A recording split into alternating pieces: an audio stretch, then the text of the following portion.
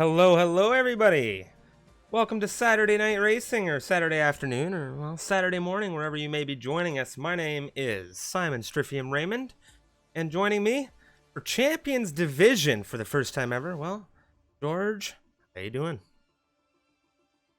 Yes, Jeff, I'm looking forward to this one. It's been an exciting week of racing, and well, what better way to round things out here with the Champions Division? It's the big new poster child of the MRL Season 5, and well, hopefully it can live up to expectations, because right now, I think you, I, and everyone else is very, very excited to see how this goes down.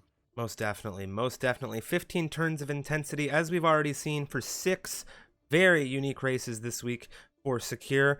Of course, we're here for Bahrain. It is the first round of Season 5 action, and it is the first of 15 rounds, where next week we will head on to the Netherlands. Following that, Russia, Belgium, Italy, as well as Japan. Following that, Britain, Azerbaijan, Hungary for the 9th round, and then Singapore for round 10. Then we move on to the third and final leg of the season, where we go to France, Spain, Austria, as well as Mexico, and then the finale in Brazil. And it's going to be like this for all 7 racing divisions of the MRL. Now, one thing to note here, the 6 divisions that we have seen previous this week, of course, they are all fighting for a combined constructor, their individual divisions, and of course their individual drivers' titles. But this Champions Division, well, this is something else entirely. This is where some of the top racers in the world have come to, well, take their part in a campaign for their share of 2,000 euros. And of course, the prize split for the 2,000 euros is going to be contested by these 20 drivers right here. And I'm going to do my very best to get some of these great names pronounced correctly. But as we take you through it, for Mercedes, it is going to be Lewis and Carter. Following them, Valu and Camille over at Red Bull. With McLaren, we have Tomic and Get Owned. For Ferrari, you may be familiar with a couple of these names as we come through with Paris and Milan over for the Scuderia. They fought against one another in Tier 1 last season. And then we have Vexit here as well with Risky in the Alpha Tauris. It's Piotr in the Aston Martin with Jacob. Hopefully I pronounced that appropriately. And for the season, it will be Nicholas Longe with Patrick Schipos in the Alpines, with Iker Benya in the Alfa Romeos, with Oscar Villacampa. And we have Thomas Harvey with Matteo Longe over at Williams, with Jay and Luca rounding out the grid over at Haas. Now, one thing to note here, I do believe a few of the drivers here may not be present. Patrick, Nicholas, Matteo, and I think even Valu may not be present. And I think they've had some scheduling conflicts for this first round, but that's okay. We have some reserves in standby here to take over some racing action. With that, we'll just take a quick look at the standings. And there we have the standings, of course, not populated yet. We're about to see how that shakes down after this first round, Unicorn. And man, oh man, am I ever excited for this racing action. It is just about time to go for, and differently here, we're going to have a lot of time to talk about these racers. We're going to be jumping into a full qualifying with a 50% distance campaign. One thing also to talk about and note, and I'm sure we'll get into it a little bit more later on, this is a no assist grid, differently from the other 6 divisions we saw this week. So there is no racing line, there is no brake assist, there's absolutely nothing that these drivers have at their disposal to assist them.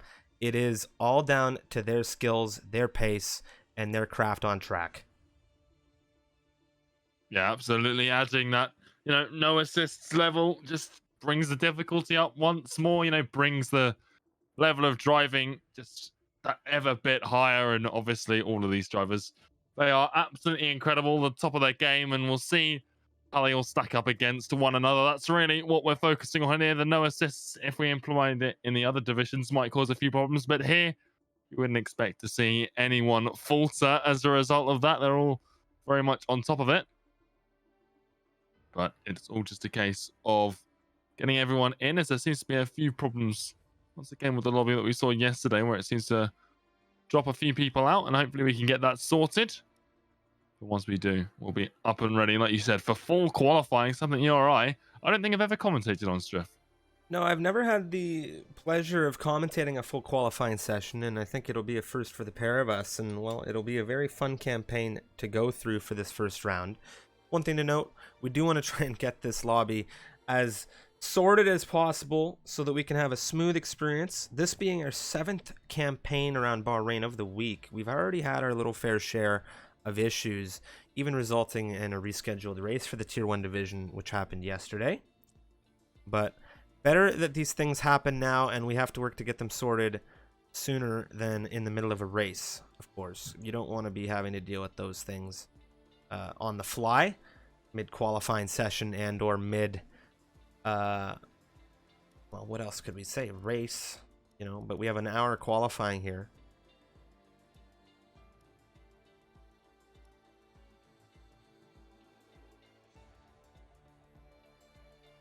Yeah, and I do think we are having to, you know, have a little fix it with the lobby. It seems that something has indeed gone astray, but like you said, best time to have one before anything's happened, before anyone's put any time in on the track.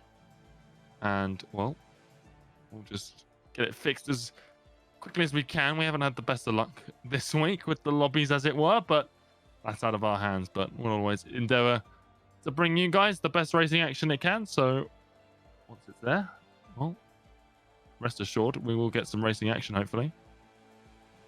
Yeah, it won't be long before we get into the action, surely. I think Valu has taken on over as the host. Or at the very least, that's what I'm seeing here on my end.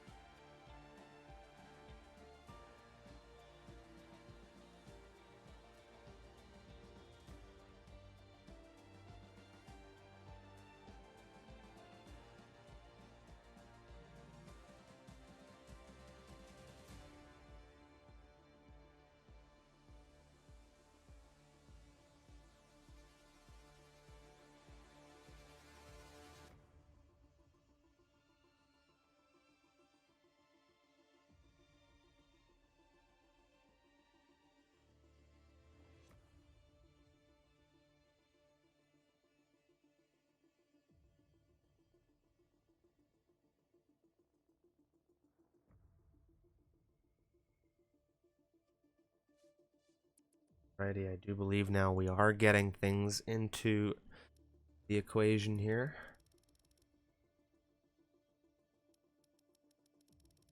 Yep, I think we're all done and dusted, I believe. We've got everyone in, hopefully.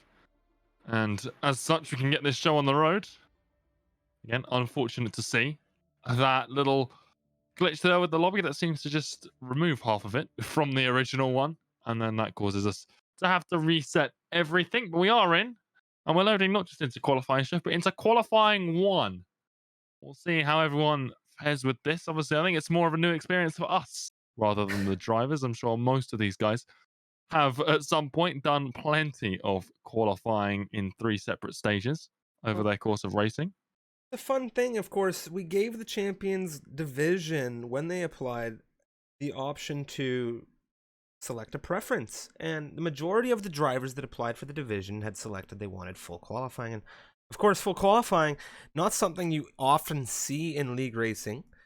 We were happy to work with them and throw that together. So 18 minutes, as you'd normally see for a short qualifying session, is only the tip of the iceberg here for this evening's round 1 action for the Champions division, as we have 3 qualifying sessions to make our way through.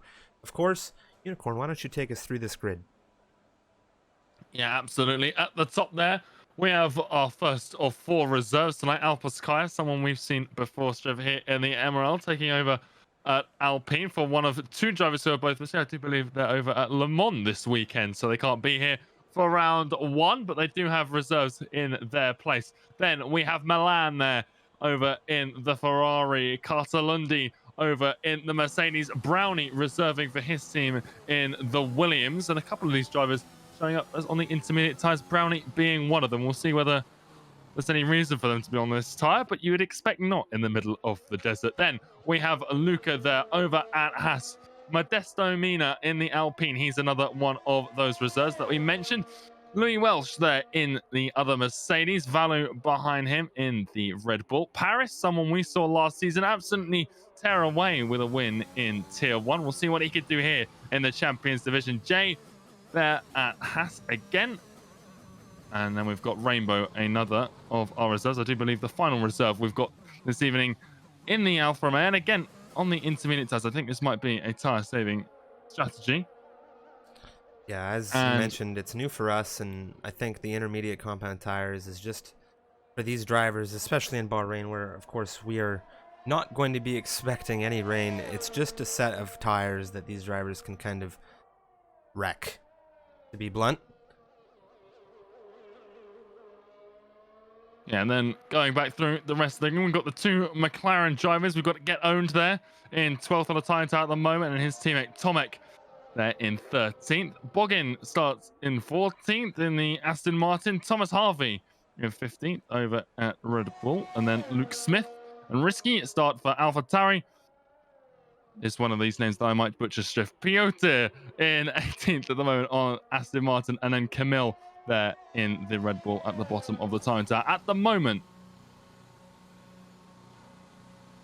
Be coming across in the chat, of course, giving us a good indication as to why a driver would jump onto the intermediates as well, and it's a good thing that he's said there.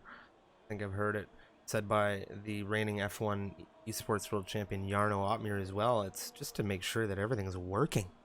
You don't want to be going out on track. You don't want to be having issues, whether you're on a wheel input or a gamepad input, with any of your settings or anything like this when you're coming into a race where there is realistically stakes. Some drivers on dry compound tires on outlaps right now. Brownie, we saw him yesterday in the Tier 1 division. He's joined us here in a reserve capacity. He was formerly an esports driver for Shizou. Yeah, and it is something that we've seen even this week. You take a hold of some of these races where hardware issues, if you've got, failing equipment, well, a full qualifying session is plenty of time to try and troubleshoot it, and it's better to identify it here in the first session than, get down the line and you found that you've got a broken pedal or whatnot. All of those drivers on the intermediates now coming back in. We do have a Brownie out on the mediums for the Williams. He's a reserve tonight. We've seen him already in Tier 1.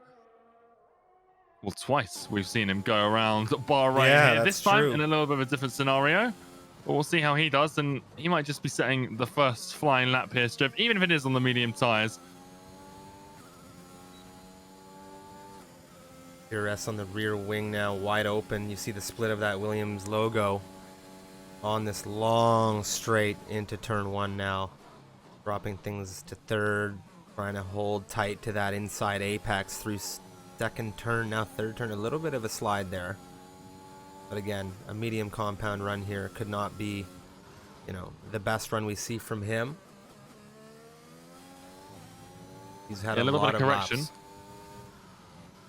Coming out of turn 4, you just saw him switch left a little bit to try and use all of the track on the exit there. So definitely not his best run, but like I said, he's put plenty of laps here around Bahrain over the last few days. If there's anyone you'd want over in that Williams seat, it would be one of the Tier 1 drivers who has put in 2 races effectively around here in the same amount of days.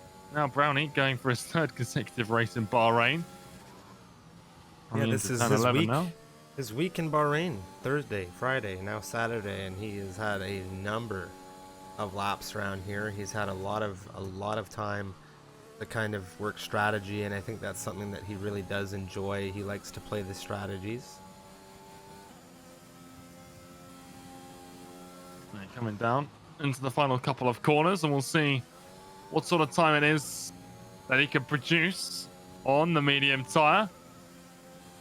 And there it is, a 1:26.552 to open things up. We will probably see things a bit faster and well.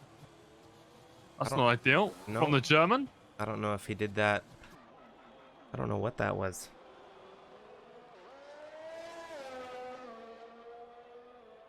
Not something you want to be doing in any case. I think that, we're going to see another lap come across here. Of course, this is Q1. The objective for these drivers, if you are unfamiliar with the full qualifying, is to get themselves into the top 15. Now, if you do not get yourself into the top 15, you'll unfortunately not be able to go any quicker. Rainbow a little loose through turn 3. You will be knocked out. just correcting that little snap there, and like you mentioned, you know, there is time we would see, you know, everyone have to do their 3 and only 3 qualifying runs usually in the space of 80 minutes here. Well, there's a little wide coming from the Alfa Romeo there, just trying to put this track all towards the test. And we saw the curb turn 3. We've seen there the curb coming out of turn 7 just invalidate the run. This is on the softs, and here you probably want to be using a set of softs just to confirm yourself a place in that second session, sorry, where we will see a variety of lap times come through. Obviously there we'll be thinning the herd from 15 down to 10, but the tire they start the race on will be determined by that second qualifying session. So getting through to it, very, very important. And I think that's why a lot of these drivers voted for the longer qualifying. It does allow for a bit more interesting strategy for those within the top 10. It's not a dead set start on softs. You could qualify on pole and start the race on the medium tires. So we'll see how that impacts things. It changes things up from what we've seen throughout the week. I imagine it will still be a one stop in everyone's case without a crash or whatnot, but as it stands, no time from Raymond with that invalidation, but still nothing too bad going wrong with the lap, so nothing to crush the confidence too much, Jeff. No, definitely not. Tomic now through 8. And this is where we've seen some interesting exchanges. Of course, turn 8, we saw some collisions, and we also saw some very neat wheel-to-wheel action, especially through this section of circuit into that downhill left-hander, that turn 10. And now Tomic, he's just going to push through using every single inch of the circuit as he can find without invalidation, coming through turn 11, now through 12. Very, very tight to that inside curbing, but not too much. And then what a line it is through, of course, turn 13. And these guys really are kicking things up a notch. We started with tier 4 this week. Now we're all the way here, Saturday evening action with the Champions Division. Tomic showing us what it's all about right now in the McLaren. How's he going to go to the line here? Q1 a 24.4, a very nice time from him. And that's a great time for Q1, and I have to say, I don't think he'll need to come out again after a time like that. Yeah, comfortable banker. Obviously, it all depends on when everyone else starts setting as we get through. There are a lot of drivers now out on their first flying laps that they will be setting on these soft tires. You're seeing pretty much a sea of softs there. The only driver who's not is Catalundi, who's just crossed the line with a 126 flat on the medium, so half a second quicker the Brownies attempt in Williams. A lot of action really going on track now as these drivers are looking to get times in. Variety of drivers on flyers. The Ferrari of Milan on a flyer. Lewis is also on a flyer just in front of him. That's Camille coming through a 24.614 in the Red Bull. His teammate Valu might have had an issue, or at the very least he's on an outlap right now. That was Milan that just flew by him. Alpescaya and Modesto starting laps.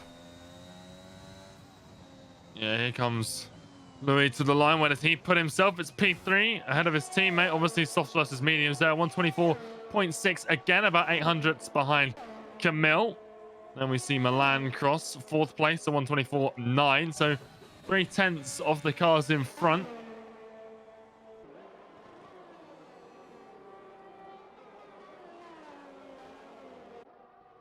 Yeah, a lot of drivers on outlaps right now or on flyers, and we're just trying to get a sense of who's going to come through to set some real quick times here. Only 7 times on this board at the moment. Paris, Ferrari driver now. We are used to seeing him in red. He goes 4th quickest just in front of Milan, and Paris and Milan, they did quite a bit of racing against one another last season. I believe Milan and the Haas last season. Memory serves. Both of those drivers down on 124.9, so want to pick up the pace just a little bit, secure their place. Obviously, a couple of medium runs right now. Modesto coming out of the final corner. We'll see where the Alpine can put himself on this board. DRS open to the line, and it's P7 behind his teammate. Both, of course, reserving here. Thomas Harvey, P4, a 24.722. Q1, 6.5 minutes or so just remaining in the session. Things already tight down to 10th, about a second the gap. Yeah, Valu's just crossed the 124.7 from him, just 6 thousandths behind Thomas there, and Piotr P4 there, and Risky goes P2, the AlphaTauri 124.542. Still no one touching Tomek's time at the top of the leaderboard on 124.4, still upholding as provisional, I say provisional pole, but it's really, this plays no part shift in pole position. It's just, can you get through to Q2? Yeah, that's really all it's about right now. It's about just maybe getting warmed up, getting some good laps out there for your second qualifying or your third qualifying attempt or your session. It's really for some of these drivers at the back end to get themselves in line. I mean, it's also a question of, how consistent can you be over the session. Putting down these laps consistently is key. Yeah, and just not having any dramas in Q1 is really the sort of target you'd want, because if you have a moment now, obviously you don't want to have one in Q3, but I think right now would just be a blow to the confidence, and we talk about this a lot, but coming into this, you don't want to start things off on the wrong foot. You want to come in, you've done all your practice is done now. This is all just about getting warmed up, ready for the race. Rainbow P12 in the Alfa Romeo, 125 flat there, and that is on the soft, so not be too happy with that one, I don't think. And right now, if Luca Boggin and Luke Smith were able to beat that lap time, he would be in the danger zone. I think he would, yeah. So we've only got 19 drivers, so I wonder where the cutoff will be. I think it will just cut the bottom 4 from the pile. Yeah, I do believe you're correct. It'll cut from 16th through to Luke there at the bottom of the timing tower. So it is Modesto, Carter Lundy, Luca, and Luke Smith presently at risk of elimination here in Q1. And of course, Carter Lundy, as we say that, has begun a flyer into turn 1 in the Mercedes.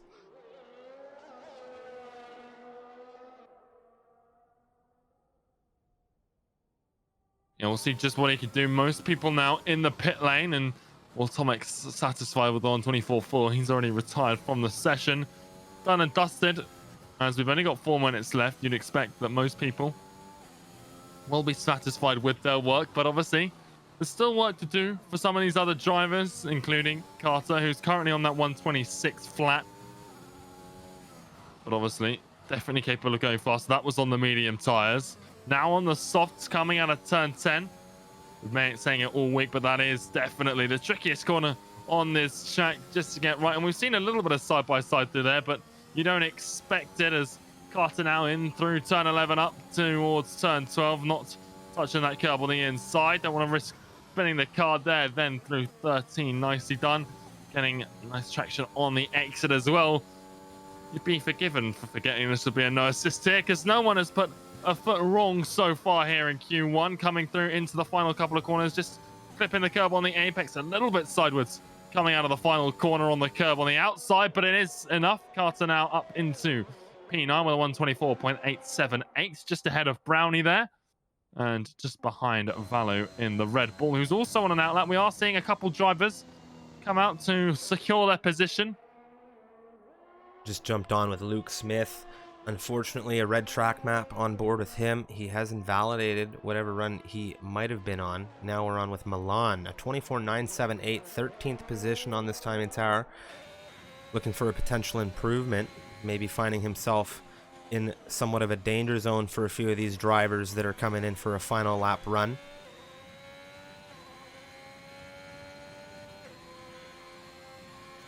Like you say, Milan and the Ferrari coming down into turn 11. Use the curb on the inside and get very, very tight through turn 11. And again, so getting as close to that curb as possible without touching it on the inside of turn 12. Just on sort of the cusp of where you wouldn't want to be at this point. P13 with a couple of drivers yet to set lap times. And someone you mentioned there, Luke Smith, he really needs to get a lap time in that AlphaTauri, because right now sitting dead last, and it is where you'd find yourself if it was to end like this. Milan, where does he go? It is P9. So a nice little improvement there from the Scuderia driver. His teammate Paris, he's on an outlap as well, looking to improve on a 124.9.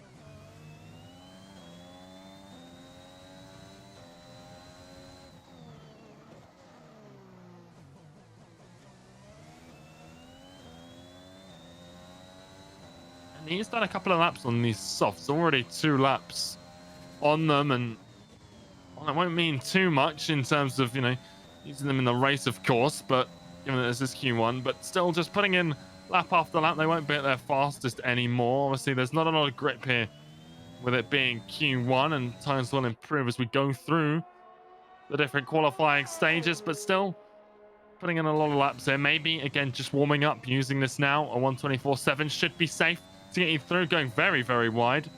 And we're using that as a nice line into the pit lane, and very, very quickly as well.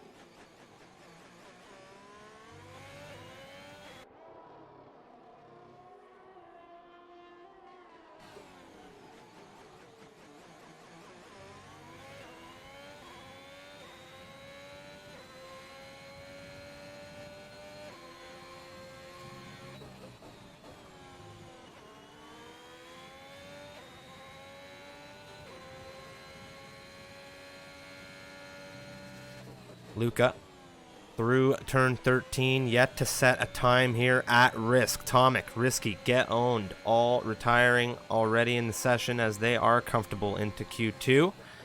Luca through 14, ooh, a little wide through 15. Is this going to run it red? He needs to get this across the line. Where is it going to leave him? It's 7th for him at 24, 6, 7, 8. Well, that's an impressive lap time given the mistake at the end there. Won't be too thrilled with it, but still getting a nice time on the board. The only other driver yet to set one, Luke Smith, on a flyer right at the start, though we'll see if anyone else has got something to say anything about this order before we get to the end. Paris is invalidated, so that's not good news there for the Brit in the Ferrari. In 15th right now, so just about safe, but there's plenty of opportunity for one of the 4 drivers below him to knock him down into that drop-off zone and get cut out of Q2. And it's just, again, a knock to your confidence, not starting out strong. And, they'll just be sitting with that for the next half an hour or so, because as soon as you get knocked out, you're not going to be doing any driving whilst the others continue their qualifying. So just keeping the form up, keeping yourself nice and ready for that race as well. Getting knocked out in Q1 has multiple disadvantages. We'll see what everyone can do right now. Rainbow, I do believe, is the first of those drivers who's set to potentially knock Paris out. Doesn't do so. Can Boggin do anything about it? Yes, he can. It's P3 for the Aston Martin and puts himself right behind his teammate. There's a 2-3 right now for Aston Martin. Jay's not going to do anything. Can Luke Smith, on his one and only lap, bring himself out of the danger zone? Yes, he can. It's a 124.8 there for the Avatar to just secure safety in the dying embers of the session. And I think that is just about it for qualifying. Luca's going to come into the pit lane, and I think the Catalunya has done as well, given the invalidated lap and 3 laps on those slots as well. So we are done and dusted. And well, it's bad news for Jay, Rainbow, Paris, Brownie, and Modesto. What an intense qualifying one that was, as we've got 4 drivers eliminated now. Brownie, Paris, Rainbow, and Jay have now been eliminated from Q1. We're going to move into Q2 in just a moment here, where it will be a shootout between 15 as opposed to 19.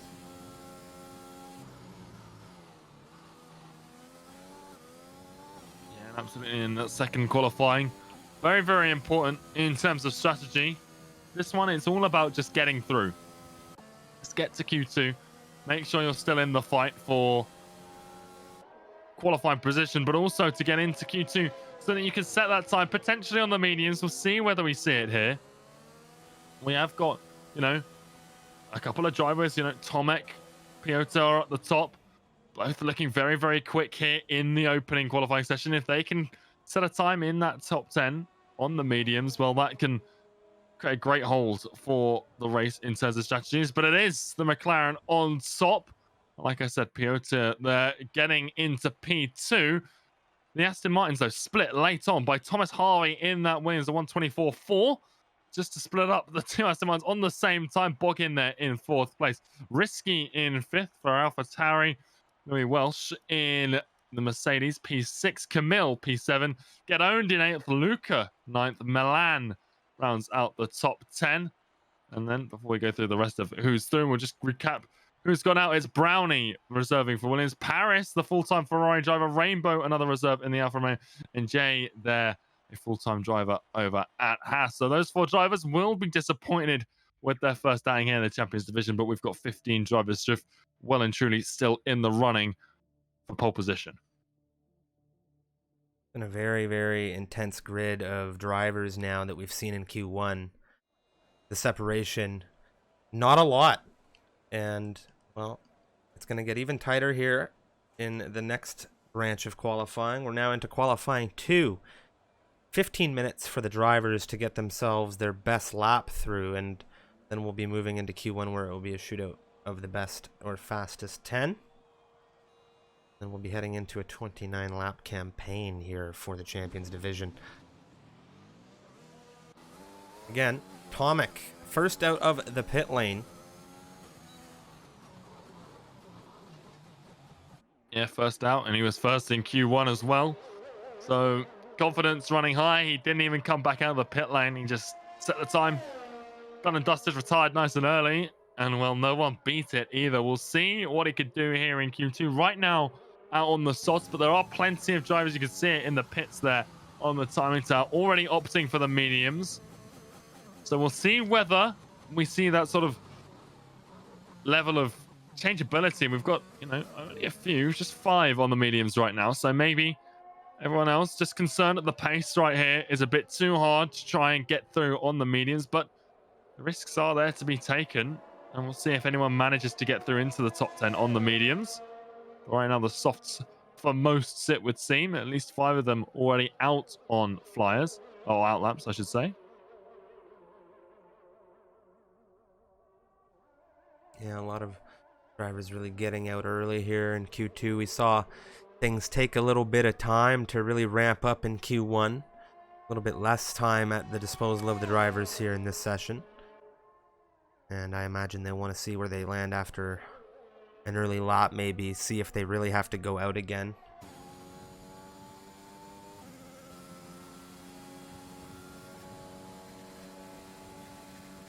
Yeah, and Crampy just coming through there in the chat to give us information. Tomic using his softs from Q1, just out here to get a little bit of time. There's the invalidation to presumably make sure that this is not going to be counted towards the end of the session. So that means that we are likely to see another run later on, whether it's mediums or soft. Well, that's still up for the McLaren to decide, but does leave the door wide open for an alternate strategy.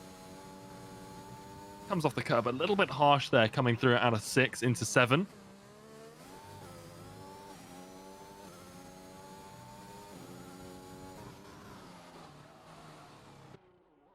Of course, a 1:24.4 was the fastest time in Q1 coming out of the McLaren Tomic.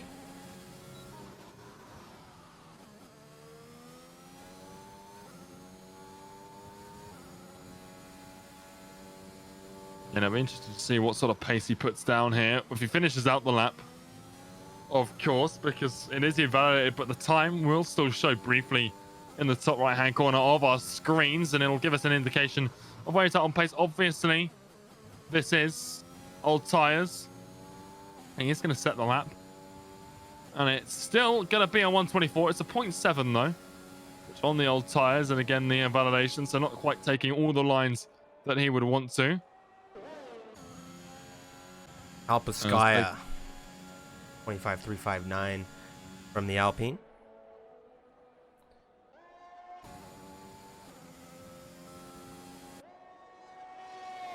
I don't think you're getting this on your end, but just a quick mention to a nice little graphical glitch here I've got going on, that if I go to the external camera of the cars, I'm getting a nice rain texture on the ground. It's not raining, of course, but on my screen, the tarmac is being pounded by rain here in Bahrain.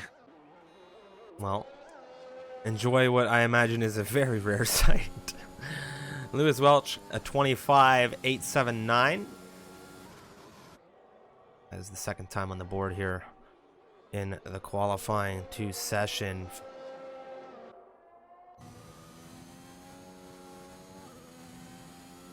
Yeah, everyone just getting a few lap times in, 25 threes. Again, not the fastest I think we'll see all night by quite a stretch. We saw faster times in Q1. It's getting a feel for everything. 10 minutes left in the session. Still a few drivers in the pits, a few drivers on outlaps, just all waiting patiently to see what they can do. We do have a couple of medium runners out there as well.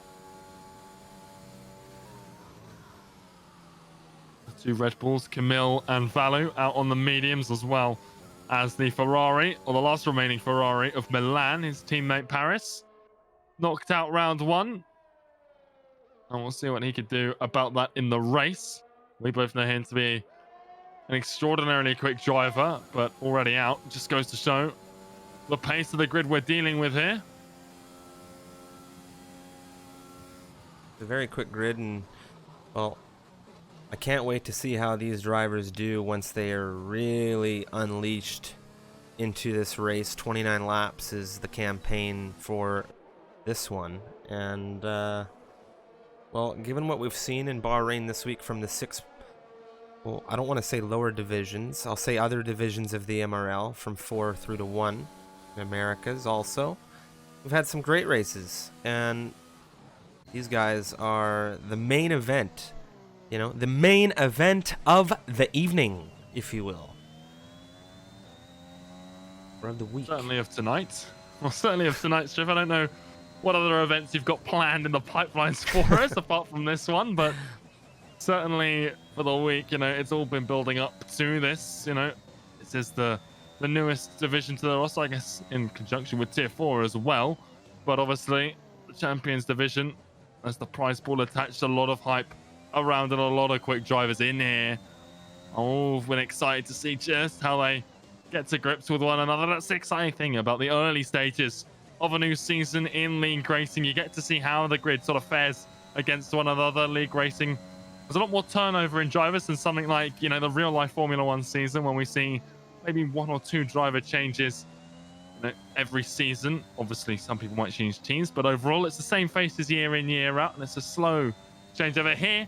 Get new names, and obviously this grid being completely new, we've got a new jumble of drivers, some of whom many people have seen before. We've seen before here in the MRL elsewhere, and some have come in from various other leagues, etc. But we are starting to, you know, just see these guys come together for the first time in a league race. As Camille, a 125.8 there on the mediums in the Red Bull. His teammate Valu just about to set a time as well. It's invalid. It was a 33.7 as well, so not happy with that. Probably dropped it. Done place to go again now to give himself time if he needs to go out on soft later to just get into Q3.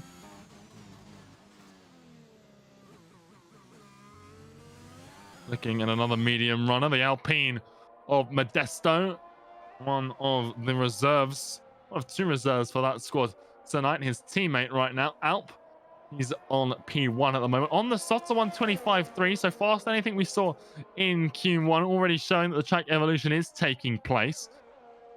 But this time it's the mediums for Modesto. We'll see what he could do in the LP, coming out of turn 12 now up into sector 3. The track map goes purple for that middle sector, so this could be a very, very nice mid 125 here to set him as the fastest medium runner so far. Coming through into 14 and 15. And out nice, using all of the curb on the exit. DRS open to the line, and it's a 126 flat.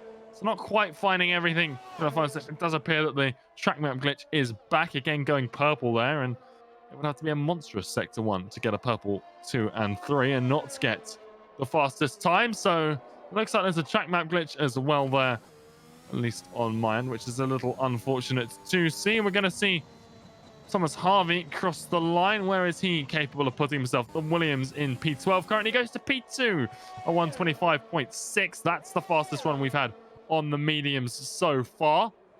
Tomek, fastest in Q1. He's coming down into the final couple of corners in the McLaren.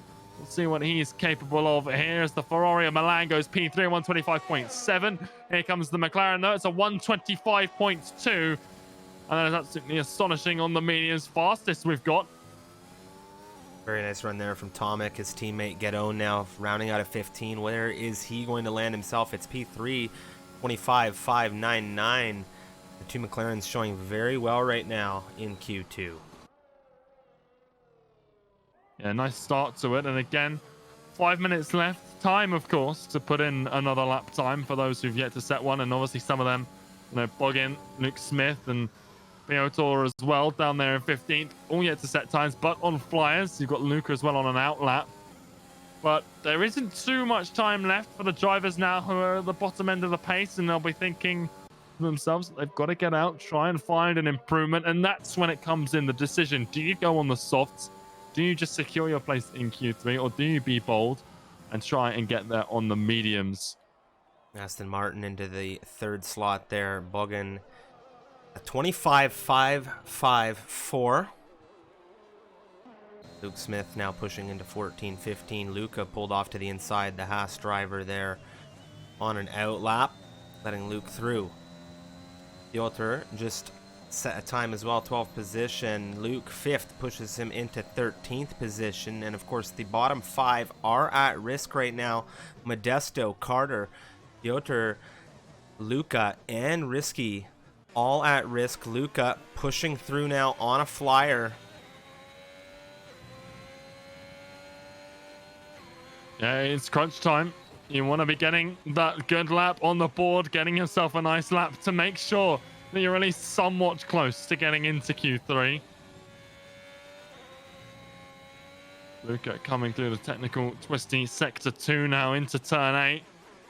And he's left it late to get that time into the final session. But on the medium, so there's confidence there in the Haas camp.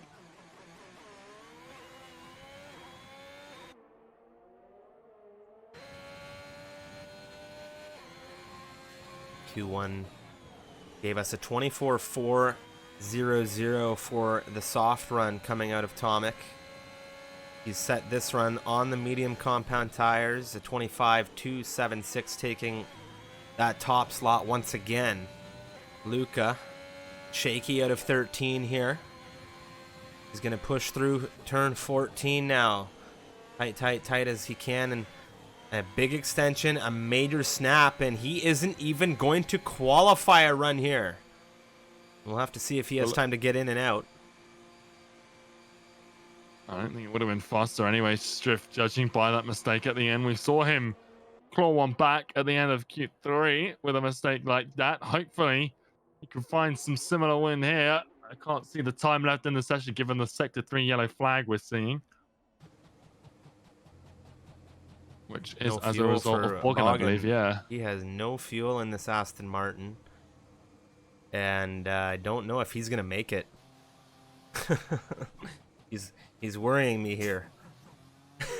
I think he'll get him back to the pits. It's whether he gets it back in time for another lap is what I imagine is worrying him. Yeah. As Tomek, well, once again, settled with his lap. He is safe in his eyes. Maybe Lewis can give him a little nudge in there.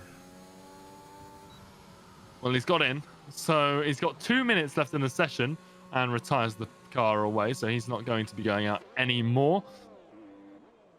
We were coming across saying he's doing it so that his teammate doesn't get blocked on his teammate's exit. But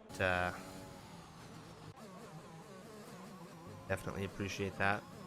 Piotr now pushing through turn 3 on an out lap. Minute and a half remaining in the session here. Valu on a flyer. Yeah, and I've had a couple of words with people before we started this, including one of the drivers who wasn't able to be here today. And Matteo Longay, he thinks Valu could win this one, Striff. Right now sitting at a 125.7. Just behind Milan there and on the risk of being cut off. And right now, he just needs to do that little bit more. He's on the softs and trying to get through just Q3. No risking it on the medium tires. We've got, a couple of times set on those mediums. You've got Tomek, Louis, Boggin as well, all on that mediums, and they've retired. They're done and dusted. You've got Get Owned, Luke Smith, Thomas Harvey, and Camille. They're all out on mediums to go faster and secure that strategy. I think Valu is going to be calling the race director.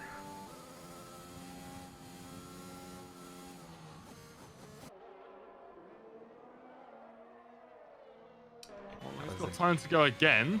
He won't be too thrilled about the fact that he's got to, but he does have time here to get through on another flyer, and it looks like that's exactly what he's gonna do in the Red Bull, just crossing the line in time. There shouldn't be any desync. We do have a driver host. Risky goes quickest to 24.482. Milan at 24.664. Tomek pushed to third. Alp fourth. Now Lewis in fifth. It's Bogan in sixth. Who else is going to come through here to really shake up and shuffle this order into the Q3?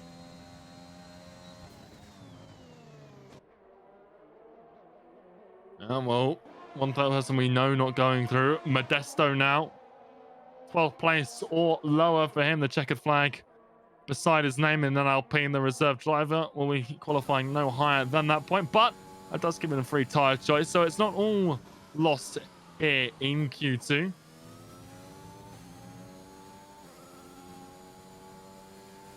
Get owned pushing now 14-15 on the horizon, the final two turns of the circuit now, and he's going to be looking to improve a 25.599. However, he's decided to just jump into the pit lane. Not going to be looking for anything after all. He's got that 7th position time on the mediums, so the softs not necessary here, and variety of drivers now coming across the set lines. Piotr does come 5th in the medium compound set. Valu, 3rd position. His teammate, that's Camille, a 24.463. Thomas Harvey, 2nd in the Williams. By Gamble's a not paid off, 100th of a second. No, he came in, like you said, on that soft. And now he's out. He's down in P11. He's been knocked out. That was a mistake. I think he should have come through there.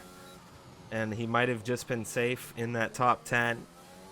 Now he will start 11th position. Free tire choice as our session has drawn to a finish. For Q2, Camille, Thomas, Risky, your top 3. I think drivers will still be looking at Tomek, though, as a real threat in this one. A 25.2 on the mediums. That's 0.2 faster than the nearest medium time. That's Piotr in P8 there in the Aston Martin. Really Welsh and Boggin also getting through on the yellow walls compound. So all of them showing great pace here in Q2, but that's not to lessen the success of the other 6 drivers who have made it through on the softs there. And it was Camille there getting the fastest time in the Red Bull, 124.4. Just 100th ahead of Thomas Harvey in the Williams. Risky, like you said, P3, Valu P4. So a great qualifying session there for the Red Bulls. Milan, well, his teammate may be out, but he's still going strong. P5 for him in the Ferrari. Tomek, like we said, fastest in the medium tire runners. He's in the McLaren, of course. The Alpine of Alp Oskaya reserving tonight, getting through. The 2 Aston Martins qualify on mediums as well in Q2. Sandwiched in between them, Louis Welsh there. Get owned, Luke Smith, Modesto, Carter, and Luca all getting dropped for Q3, as it were. The final shootout, all, of course, for the fastest lap time shift. This is where we're just going to see raw pace. No one's going to leave anything to chance now. There's no more getting through. Strategy is out the window. It's just, what's the fastest time you can set on the soft tires? Yeah, this is all about speed now, as they're going to get those Q2 tires at the start of the race. And, well, it's all about speed and getting it valid, I suppose. We've seen some interesting utilization of circuit, but it is going to be Alp, Milan, Lewis, Valu, Tomek, Bogan, Thomas, Risky, Piotr, and Camille. The 10 drivers into Q3 here. And once again, for the 3rd time consecutively in the session, Tomek first out of the pit lane.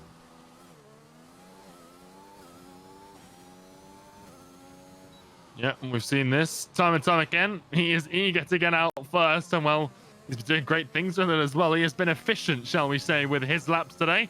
They've been few, but quality over quantity for the McLaren driver, and so far, I think it has sent shivers up a few of these other drivers' spine. His pace has been absolutely through the roof.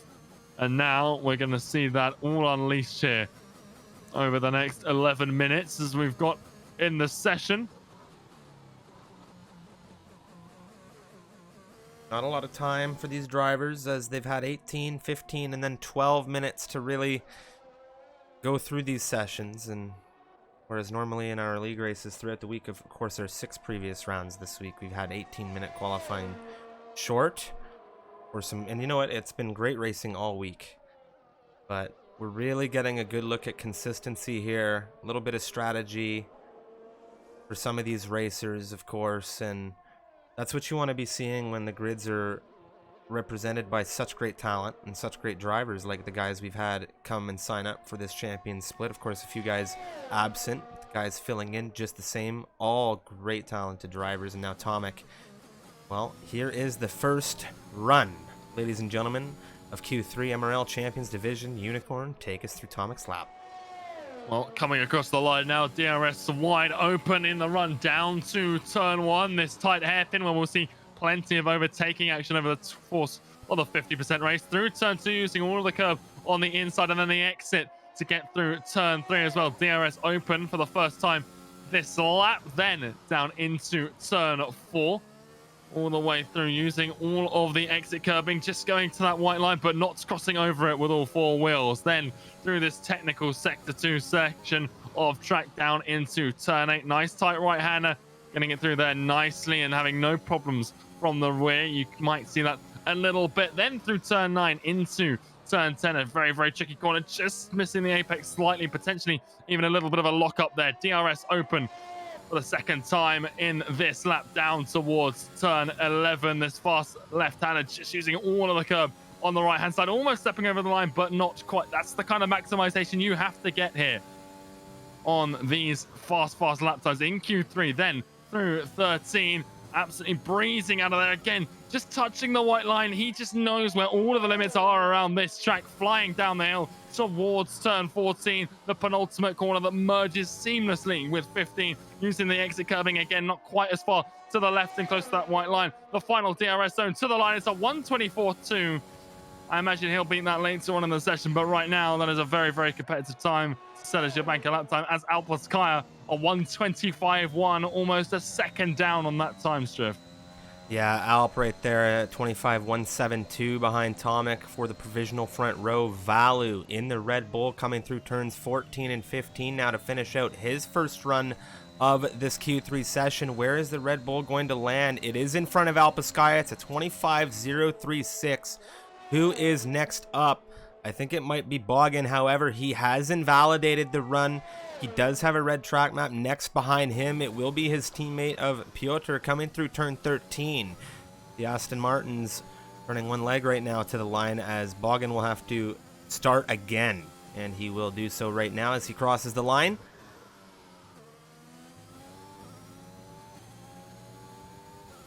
Yeah, some nice times. It's unfortunate that was, of course, invalid. There goes Piotr up into Peter, 1:24.4, 2/10 off of Tomek's time, but the closest so far by quite some margin. He's 6/10 clear of Valu here in the opening stages of Q3. 2 drivers with invalidated runs now. So we have, of course, Lewis Welch. He is on a run.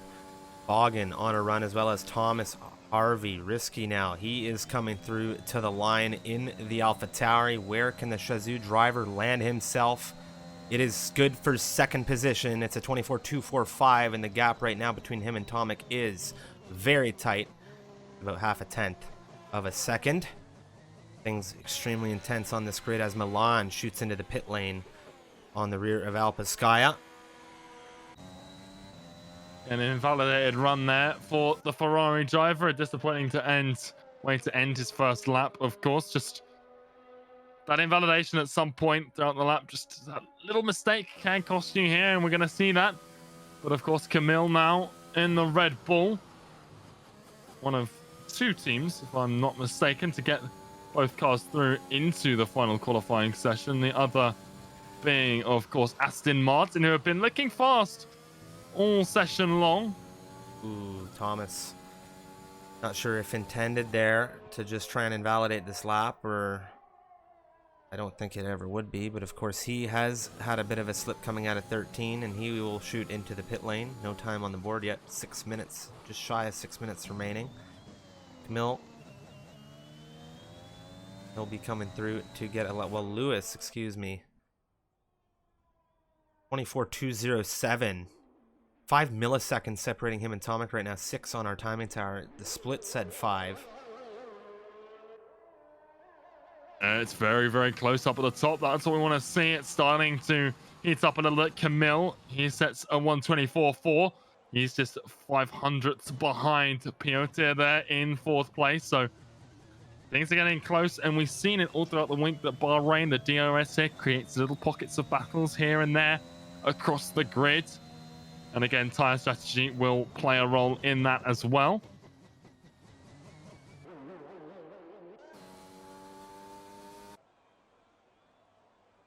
A little bit of calm before the storm now. Lewis and Camille on their way in surely, as these other drivers, the other 8 drivers currently sitting in the pit lane, getting things dialed in for a potential final run in qualifying 3. My name's Strifium, here from Canada. Joining me from the UK, of course, well, Unicorn. And what a qualifying it has been through Q1, Q2, and now into Q3. Just 4.5 minutes remaining ahead of this 50% distance race, of course. Champions Division, round 1. Drivers taking their crack at a prize pool starting at €2,000. And of course, if anyone's interested in donating, there's a panel down below. If you're on a web browser, you can click that and you can throw a couple cents in, if you will. And it will go straight to that prize pool. And that will grow over the course of this 15-round season.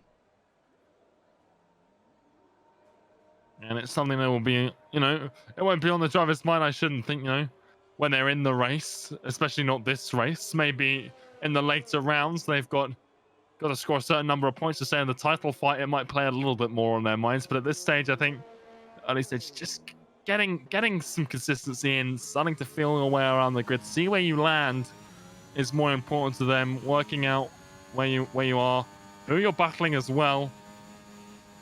And obviously, if you're in that title fight immediately, a lot of the time you do see certain drivers come out of the gate stronger than others. That doesn't mean they're necessarily the favorites right away, but a lot of times it is a strong indication that they will be fighting for that final prize at the end of things.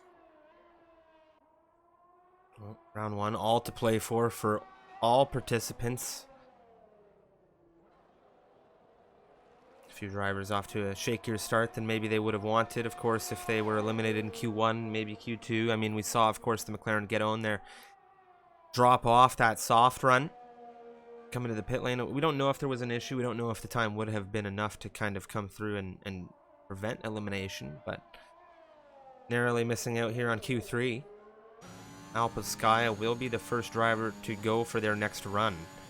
The Alpine just heading down into turn 14. Yeah, a lot of drivers out laps now as we approach sort of the tail end of qualifying, not only Q3 but qualifying as a whole. These are the last 10 drivers that we've got going.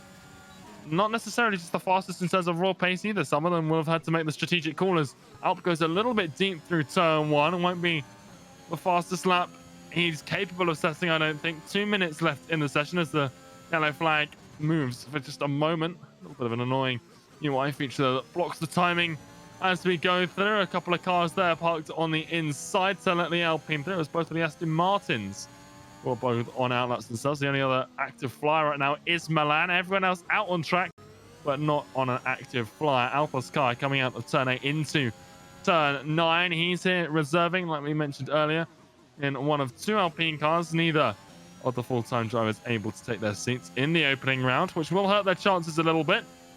But we'll hope to see them coming out fighting in the second round next week.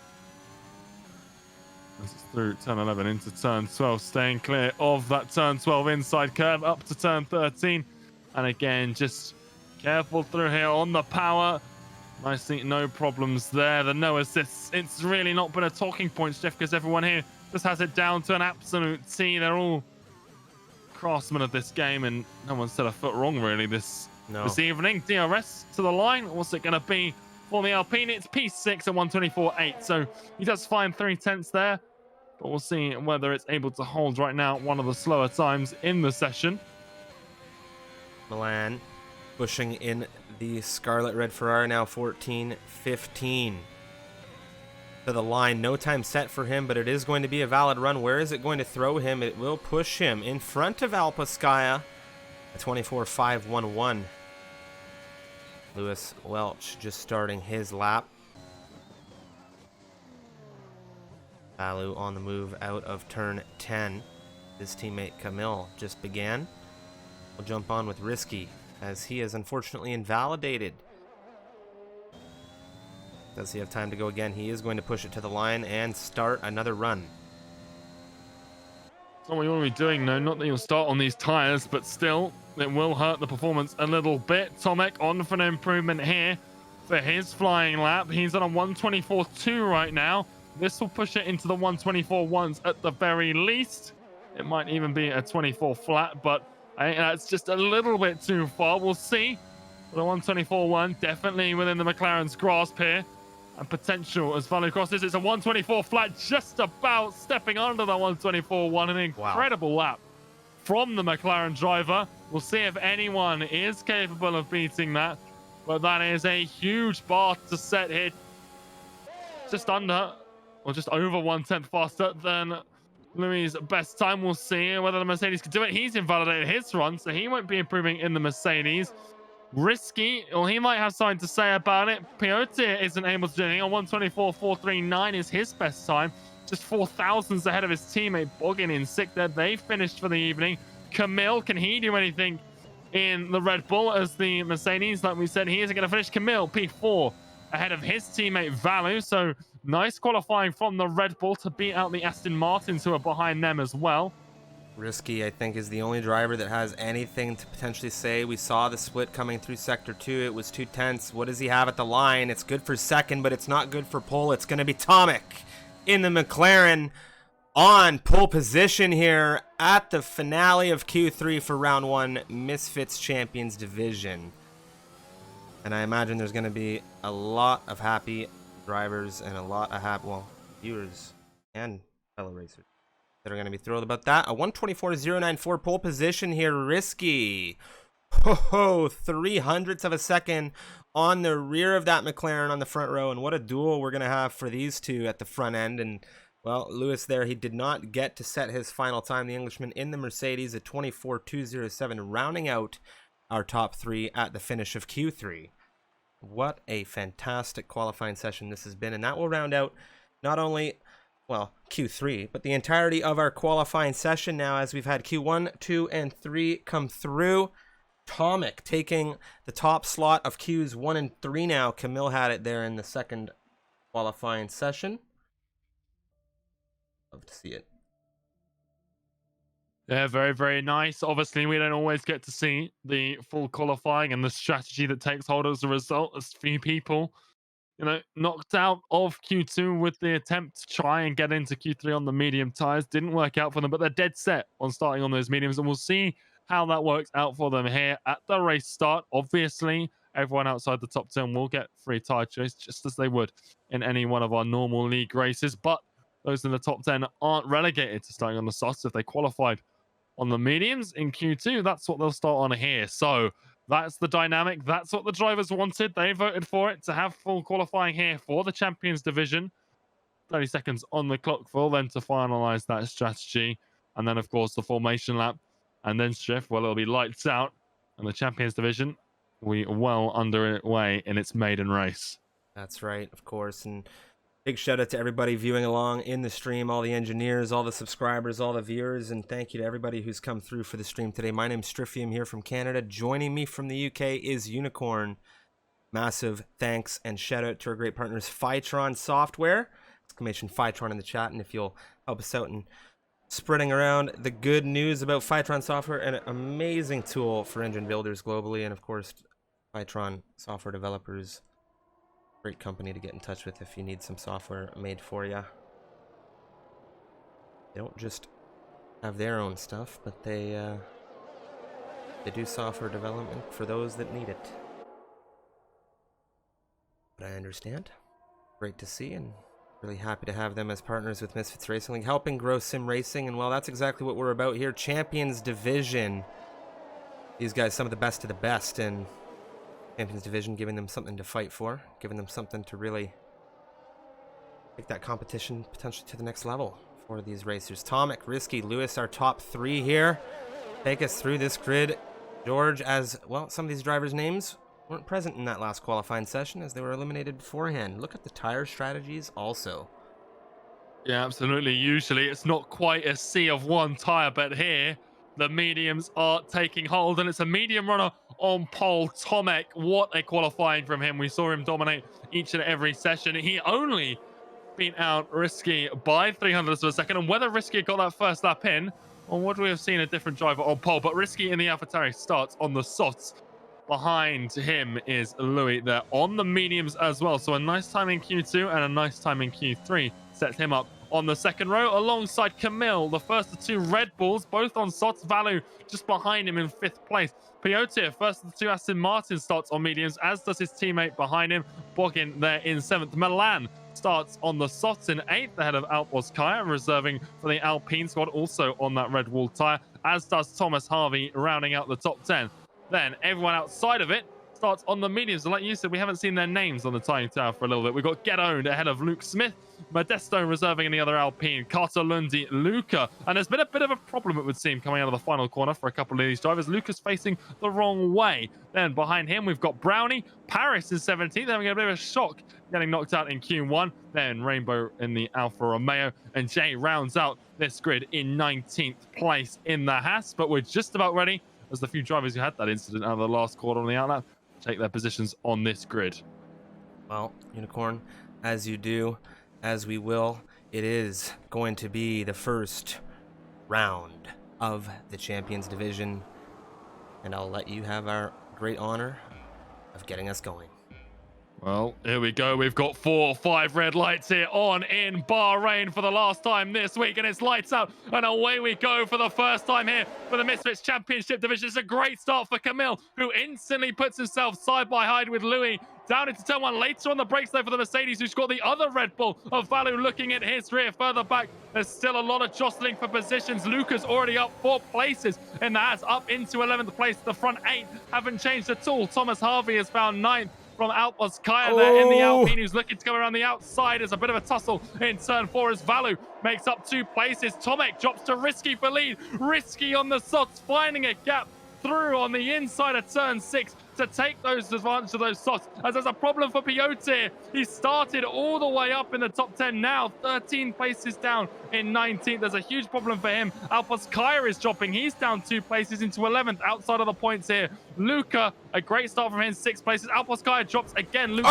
there's contact! And the Alpine's around! That is Oh, not good news. no. A full 360, a brilliant save, or a recovery, I should say. He's down 9 places, so he won't look at it that way, but a brilliant save to get himself back righted so quickly. This is a very, very intense grid. Of course, this will be the first time a lot of these drivers have come together on the Champions Division scale anyway. Get Owned coming out of 13. There's been a huge collision. He's spun and Paris has gone into him. The McLaren and the Ferrari have come together. And I am shocked.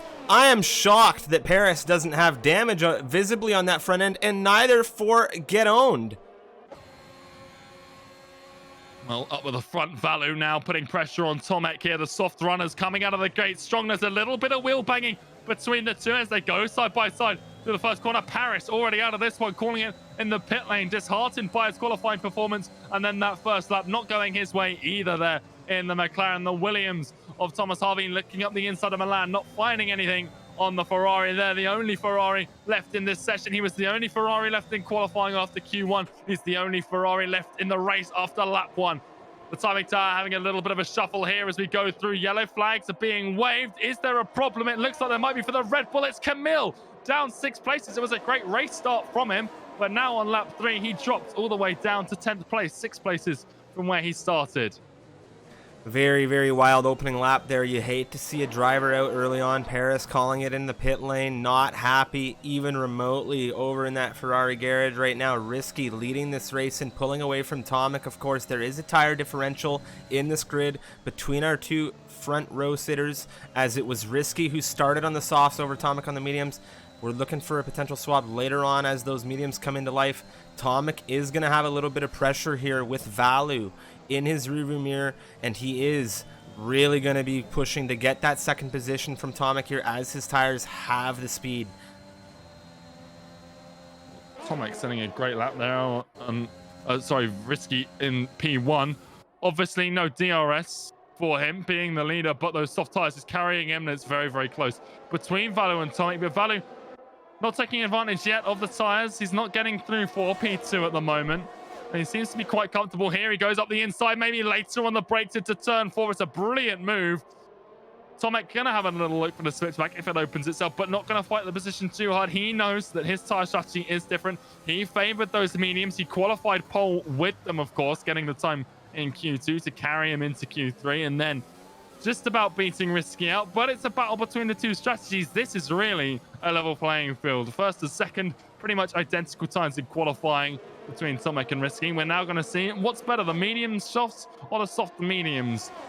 Right now, the softs certainly showing their speed in the early stages. Camille making up a place on Luke Smith after that incident earlier on for the Red Bull. Now getting back up into 9th place, but still a disappointing start for him. He's down 5 places where he started. Ahead of him, Strif Luca. We haven't spoken too much about him, but he's up 7 places from where he started this race.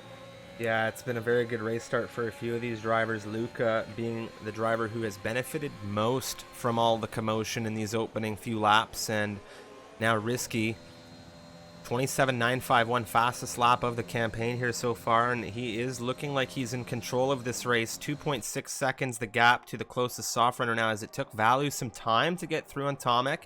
Tomic on these medium compound tires is going to have Lewis in his rearview mirrors in a moment. Milan, excuse me, and Thomas, they're getting into a duel. Thomas with the DRS on the rear of Milan into turn 4. Not enough for a switchback opportunity just yet, but that is the Ferrari into 6th position as his teammate Paris out of this campaign. Yeah, he was saying that Risky right now controlling the race. He'll be very thankful about that, and he's got, he's done great to get through so early on Tomic and to build that gap to Valu now, because Valu really doesn't have too much opportunity to catch back up now with the leader. He's got less battery because he's used some to get past Tomic, whereas Risky's just been using it to control the pace up at the front, build himself that gap, and that's going to help him in the pit stop window. Obviously, he's still on the soft mediums, presumably. Maybe the soft hard if we're forced into an early pit stop from a safety car or whatnot. But obviously, right now, out of all the soft runners, he is by far and away the best in terms of position, and that's pretty clear to see with the huge lead he's got over the field right now. Tomic, though, you can't count him out of this at all. It's very early stages, and he's still with Valu for P2. DRS will cling him to this Red Bull because the soft tires will start to die out, and as a result, Tomic's job of staying with him will be easier and easier. And he might even get the move here. He does. He's going to breeze past the Red Bull, and this is awful news for Valu, who's just going to be stunted at trying to get any amount of time back on Risky. There's no way that he's going to be able to catch fighting with Tomic here. And this is just awful news for the Red Bull. The two drivers behind him, Louis and Boggin, they're just going to be, conserving their tires a little bit, waiting for their moment to strike in this race on the strategy. And that's what we love about the full qualifying. It gives us this interesting strategy right from the get-go. And right now, it is not working out in Valu's favor whatsoever. No, Tomic is that rolling roadblock, as you always say, for Valu right now. And you can just see that gap between Tomic and Risky build. And Tomic, he isn't overly concerned about this, I don't think, given the fact that he and Risky are on completely different strategies, whereas Valu and Risky are on the same strategy. And this is really hampering the Red Bull here. Right now, the gap between Valu and Lewis, 1.3. Lewis has an entire train of cars following him, Boggin, Milan, all the way down through to Brownie, where he's just dancing in and around that DRS zone. And this DRS train, it's absolutely huge. Obviously, the few front runners are starting to, breakaway, including Tomek and Valu. Despite their little battle they're having for P2, they have broken DRS to the Mercedes of Louis behind, and well, from Louis all the way down to 16th place. It's one long DRS train, and I don't see that breaking too much in the near future. Obviously, as pit stops come through, Alpeskaya gets owned, exchanging down in the last positions for 17th. Gets owned, getting past the Alpine there, and Jay as well. Yeah, a little bit of more of a battle there between the Haas and the Aston Martin, and now Camille and Luca are getting involved in the action. Camille, 8th position in the Red Bull right now. Luca on these medium compound tires. It is not going to be too long for the soft runners, I imagine, before we start to see them roll in. See some strategy really shake up for those guys, as there is only 6 of them remaining in this grid right now. Yeah, well, the pit window, as we've seen, will open in, you would expect, 3 to 5 laps, and then somewhere between lap 9 and lap 12, I would say, at the very latest, but you would expect probably 11 more than that. But risky right now, 4.1 seconds, still building a huge gap to the cars behind, and those two aren't going slowly. Tomek and Valu, make no mistake, their battling is slowing them down, of course, in terms of their charge forwards, but in terms of the cars backwards, they're not losing time. Still, they're not pulling away as fast as they would like to be, but they're not losing time. So it's just a great advert for Risky's pace right now on these sots. Obviously not on the strategy he would necessarily want to be on, but he's making the best of the situation that he's been given. Thomas Harvey looking at the rear of Milan. Can he find something on the inside? No. Milan later on the brakes, defending that 6th position very, very nicely, despite the later braking, still nailing the apex through turn 1, really not showing Tom any light on the inside there to try and find a switchback. Again, Thomas looking on the inside as Boggin has a problem. A little bit of a snap there from the Aston Martin, and that's going to open the door for Milan. You don't have to ask the Ferrari twice. He's going to make it side by side through sector 2 here, but the mediums, they are starting to come into their own, and Boggin able to defend P5 from Milan. It's costing time to Louis ahead, and it's broken the DRS train. This is a great opportunity for the Mercedes. He's low on battery though, because he's been conducting this DRS train, but if he can push, he's not far outside the DRS range of value. If he can push, latch on to these two for the podium positions, he might just be able to get away from the train behind. Neither of these drivers wants to give an inch, but in some of these situations that might just be the best solution. They don't want to drop off of the Mercedes. Going wheel to wheel through turns 5 and 6 is a sure way to lose time, and they have lost time. 1.3 seconds the gap now, as Lewis has brought himself within that DRS range of value. It was going to be absolutely crucial to help him stick himself away from the Aston Martin. Now bring him into Tomek as well, and really make him able to challenge for the podium later on in the race. There goes. Looks like Camille pitting very early in the Red Bull. The Williams of Thomas Harvey looking on the inside of Milan. We saw him try this last lap around. We didn't have any chance there, but Milan just losing out. The two soft runners, well, they can be pitting sooner rather than later. Camille onto the hards. Alpeskaya as well. A little bit of a look there as well for the other Alpine. Modesto looking at Luke Smith, who's having a look at Luca as well. Luca, his rear lights flashing. He's down to 8% battery in the Haas. And there are a lot of tough battles going on, but still, none of that is separating anyone. If anything, it's bringing them close together, because Tomek and Valu, they've been caught by Louis, and it's not too far the gap behind, and this DRS train might just get 2 or 3 cars longer, Striff. Yeah, I think you're right there. I think this train's about to get a couple of extra cars added to it. All the while those 2 front cars join the train, I won't be happy about it, because they're dropping. They're 5 seconds behind Risky right now. Incredible pace from the AlphaTauri, and he's done so well. I said it earlier, cannot underestimate the importance of getting through on a slower tire car early on in the race, and it's exactly what he did.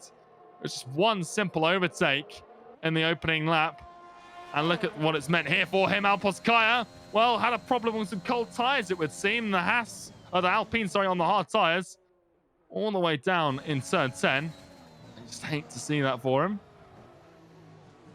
Risky right now, he is just taking off with the fresh air. Valu and Tomek have been engaged through the entirety of this race, and Lewis has been keeping them honest. Boggin 1.5 off the rear of the Mercedes with that massive train on the rear of him. Luca, tight to Milan. Luke Smith right there as Vexit, of course, aka Luke Smith, pushes in that AlphaTauri. Yeah, and these medium runners, in particular Luke Smith, poised. And Modesto as well, they've got a lot of battery left in the tank. Luca, Milan on these softs, and to an extent Thomas Harvey as well, they're starting to get lower down. Alpos calling it in the pit lane there as well, similar to what we saw Paris did in the opening lap. But the front runners now starting to break away. Obviously, we've said enough about risky breaking away, but Tomek, Valu, Louis, and to an extent Boggin as well, starting to pull away from the other cars in this train. And again, you could put a bit of that down to the mediums now, starting to really get a bit of pace on the soft runners. Thomas Harvey and Milan there leading the train now on these softs. They're what's causing the problem now for all of the medium runners behind them. And those are the people, most of them will have qualified outside the top 10, didn't get themselves into Q3. And subsequently now, they're feeling the traffic. Milan, he might be diving into the pit lane here. He is. Luca going to draft off of him just to get a bit more straight line speed, but it's not going to do anything against Luke Smith, who's going to breeze by the Haas in the AlphaTauri down towards turn 1. Great move there from him. Nice and simple. We've seen it all week long.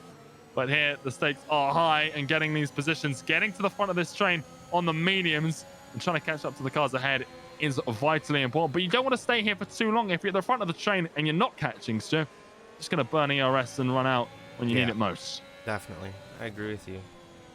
Milan coming out on those mediums. Of course, Camille, he is on those hards. 1.5, the gap between the pair of them.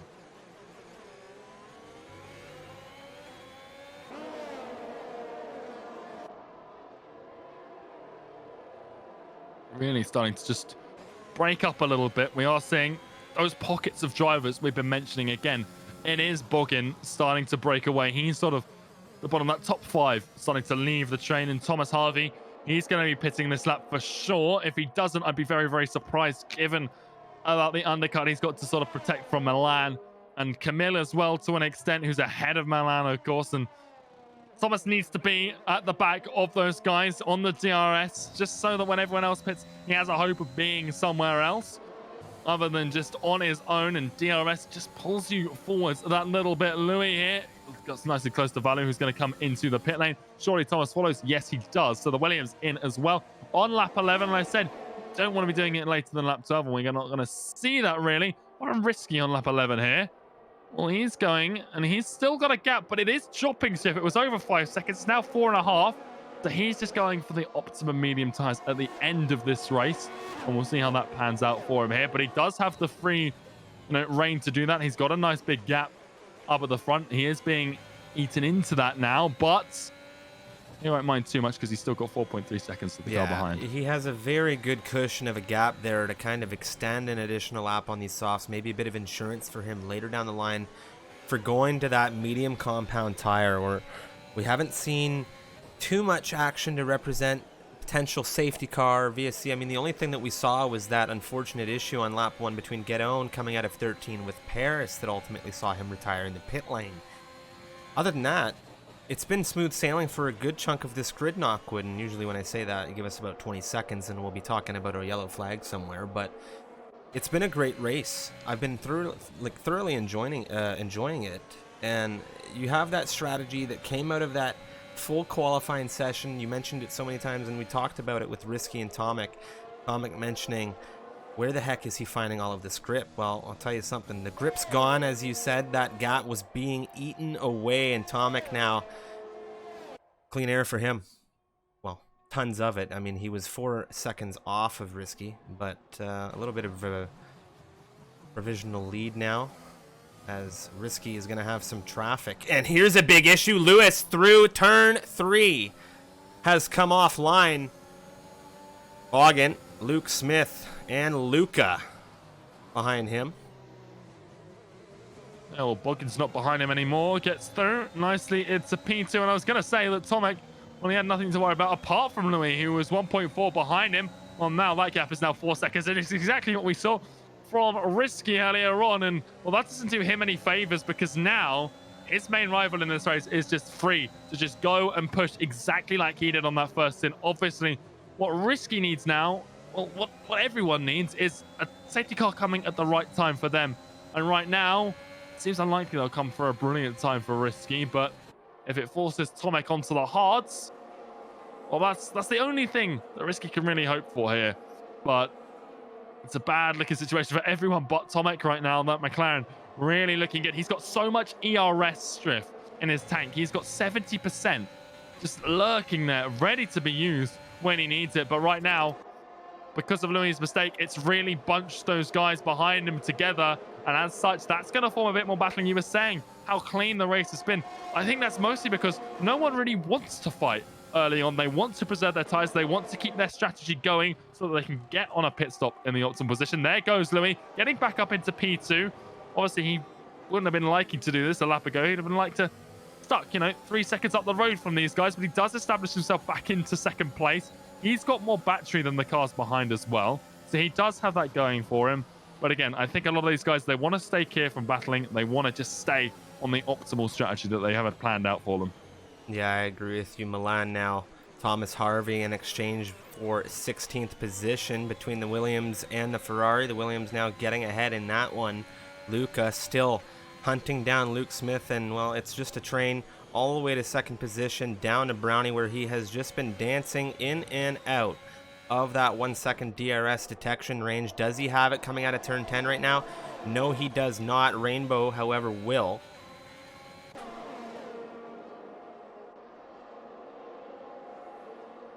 As we get to this sort of nearing the halfway stage in the race, it will start to open up for a little bit more overtaking as people start to push a little bit more. You want to be ahead going into a pit stop if you can. Obviously, you can't be taking too many unnecessary risks, but like we're seeing, Louis there clearly obviously had more pace than the cars behind him, given how far ahead he was earlier on, and he's now starting to build up a bit more of a gap. Modesto getting past Carter here, according to my track map. They see there's a little bit of a glitch there. Luke Smith and Boggin, they are fighting side by side down into turn 1, and there we go. Like I said, it is opening up now for a little bit more battles, and Luke Smith taking advantage of that. Risky in 127.5, fastest lap of the race. Boggin not look like he's going to have any response down into turn 4, but the two guys behind him, Luca! He just tried it on the inside a little bit too late. Oh, when he gets tapped as well. Oh, he's no! in the wrong place. The Haas has been spun around into the path of Get Owned. That is not what McLaren you want to see. Is leading this race, and the other just unfortunately getting a car tapped, spun around into him. Neither driver is going to be happy about that. There was a few cars caught up in all of that. It's hard to keep track of exactly who was tapped where, but Luca all the way down to last place. 3 second time penalty to boot. Still on his starting tires. It's pretty much race over for the Haas driver. And that incident has really pulled this good apart. Piotr on to 6th place as Carter Lundy loses out to the Aston Martin. But my goodness, that is such an unfortunate incident. Luca just misjudging the attack there on the inside. Him and the Alpina Modesto were looking to battle into turn 4. They found themselves behind Boggin, and well, Luca just took that move a little bit too late. Yeah, I'm really not sure what the call was there for him. I mean, as I've heard Martin Brundle say many a time in commentary, that was what he'd say: a day late and $1 short. Modesto, Mena now, and Boggin have an exchange for 4th position coming through into turn 1 as Rainbow comes into the pit lane. Get Owned surely to follow him. Piotr having a bit of an issue here. What's happened? Brownie and Jay are going to mug the Aston Martin, and while he's going to try and hunt these two back down, hold the phone. What's happened with Luke Smith? He's also come undone through turn 4, and Lewis and Modesto into 2nd and 3rd. What has happened at this halfway point in the race? Things are coming very loose for a good chunk of these racers here, and these tires for the medium, they are starting to degrade, and Luca calling it in the pit lane there. Get Owned, he's coming out on fresh softs. He's going to fight it out. Yeah, mistakes starting to creep in for a few of these drivers. Not quite sure what happened down at turn 1 between Piotr, but it looked like Brownie might have been involved in that as well. His car just seemed to be looking a little bit off the line and expecting it in a weird angle as well. So I don't know if there's a little bit of contact between the two, side by side through turn 1 and turn 2.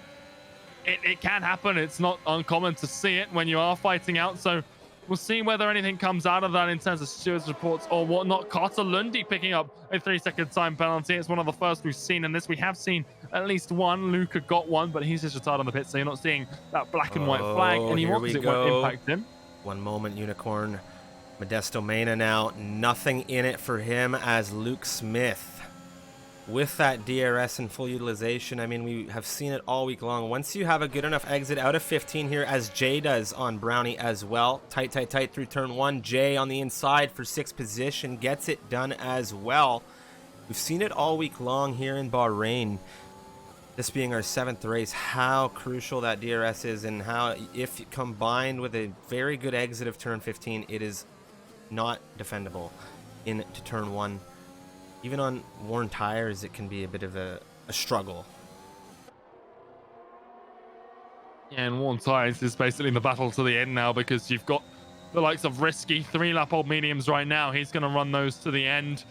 And we'll just see how that plans out for him, because he'll be fighting Tomek, and both of their tires at the end will be dying out. But Tomek still yet to pit, and it will be for softs for the McLaren. It won't be too long until we see that either. So we'll see what lap he decides to come in. The earliest I would expect is 18, maybe 17, but even then I think that'll be a little too early. But I think, again, we saw Risky prioritize just one more lap because he had such a lead, a comfortable lead, as Brownie has a bit of a twitch in front of the AlphaTauri, and as such, Risky is going to take full advantage. Just sweeps through on the inside of 13.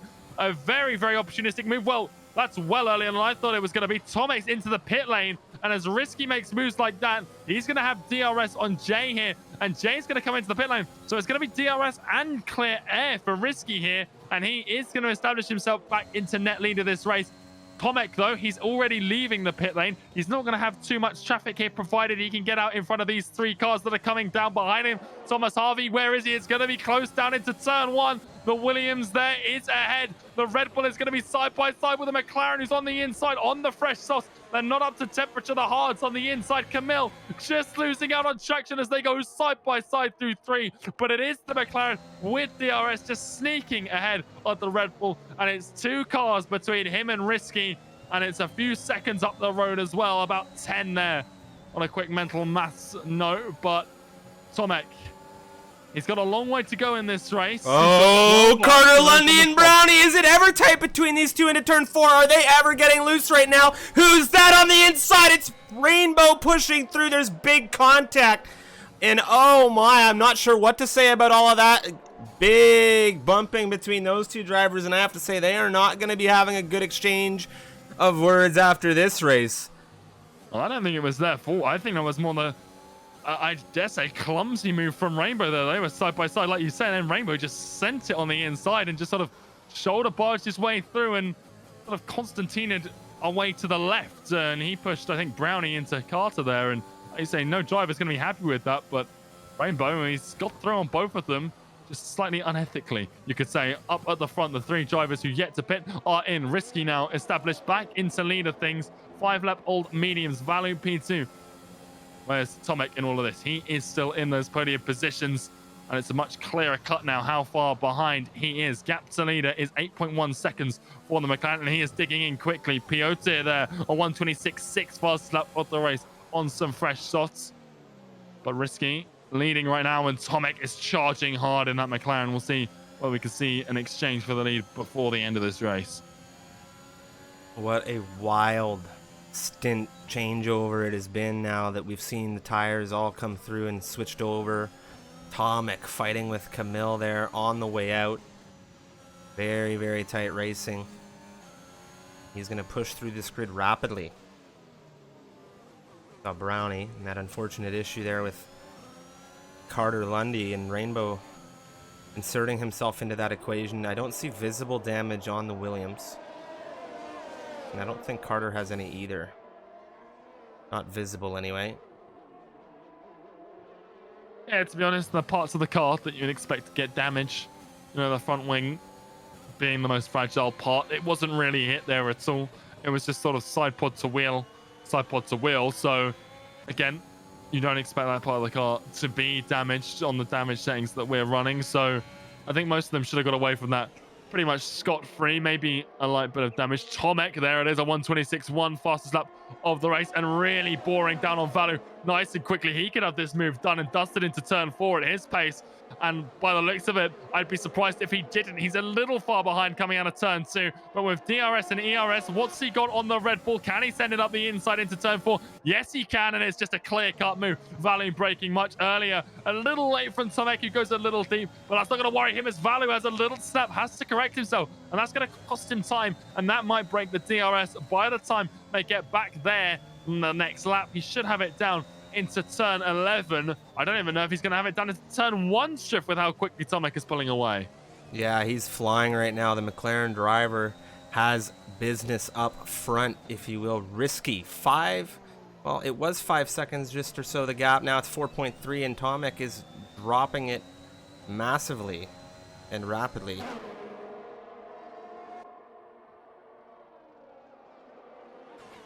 Milan hunting down Camille. Lewis 2.2. Camille, that penalty. 3 seconds for Camille, Carter, and Brownie. Brownie taking 3 seconds. I think it might have been, was it for going off track in that exchange in turn 4? Or was it for the collision in itself? Yet to be determined at the very least on my end. I believe it was going off the track. 4 seconds now, the gap to Risky. That's 3/10 since I last brought it up. Milan pushing Camille. Less than 2/10. About to drop beneath a tenth. Does he send it up the inside? Gradual late braking here. Just trying to hold with Camille. There's a bit of a shuffle here as he looks and steps his toe in on the inside. Camille. There goes any gap that he had to Thomas. And that's just giving Thomas some breathing space. I don't know what to say about that. Luke Smith with Lewis.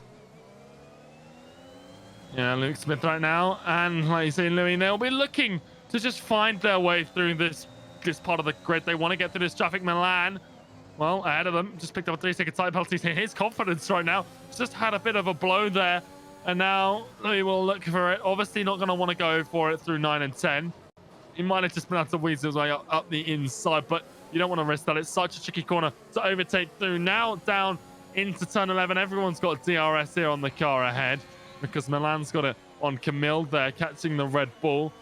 But down into turn 1, I would expect to see, Louis ahead, and maybe even Luke Smith as well. The exit speed, look at the speed Louis is able to carry through 12 and 13. He's just got so much more. He might even be able to get the move done here. He's not going to use any battery. Milan is at a huge disadvantage. He's having to use some of his battery, and now his rear light is blinking. Louis is going to see that. He is going to know that the Ferrari is vulnerable, and if he doesn't push the move, here we go, already on the ERS. Down towards turn 1. Milan's got DRS, but it doesn't matter at all. The Mercedes is just going to steam by. But watch for the AlphaTauri behind. Can he find a way through as well? Luke Smith later on the brakes, just a little lighter on it. Louis, well, he's just got a bit too heavy into turn 1. Slams into Camille with the side of his car. Behind them, the Aston Martin of Boggin. He's looking to get a piece of the action here. He's got eyes of 4 cars, 3 of them going 3 wide. Louis getting pinched by Luke Smith on the inside. What an excellent move from the AlphaTauri. Louis slots into 6th ahead of Camille, and Boggin gets Milan. These soft runners are tearing the mid-pack apart, and Camille and Milan are losing out big time here. Inside of turn 8. Aston Martin says hello to Ferrari, and that's Piotr Stachulak moving through. Modesto Mena, what a mugging. Camille and Boggin, they're getting loose. As Boggin now, 7th position. Another exchange for an Aston Martin on the rear of Lewis Welch as Luke Smith is leading this train. Things are very intense right now. Coming through Sector 2, soon to be Sector 3 for all of these racers, and Piotr is not looking like he has anything holding him back right now on the rear of this hard runner. Camille pushing off to the inside there.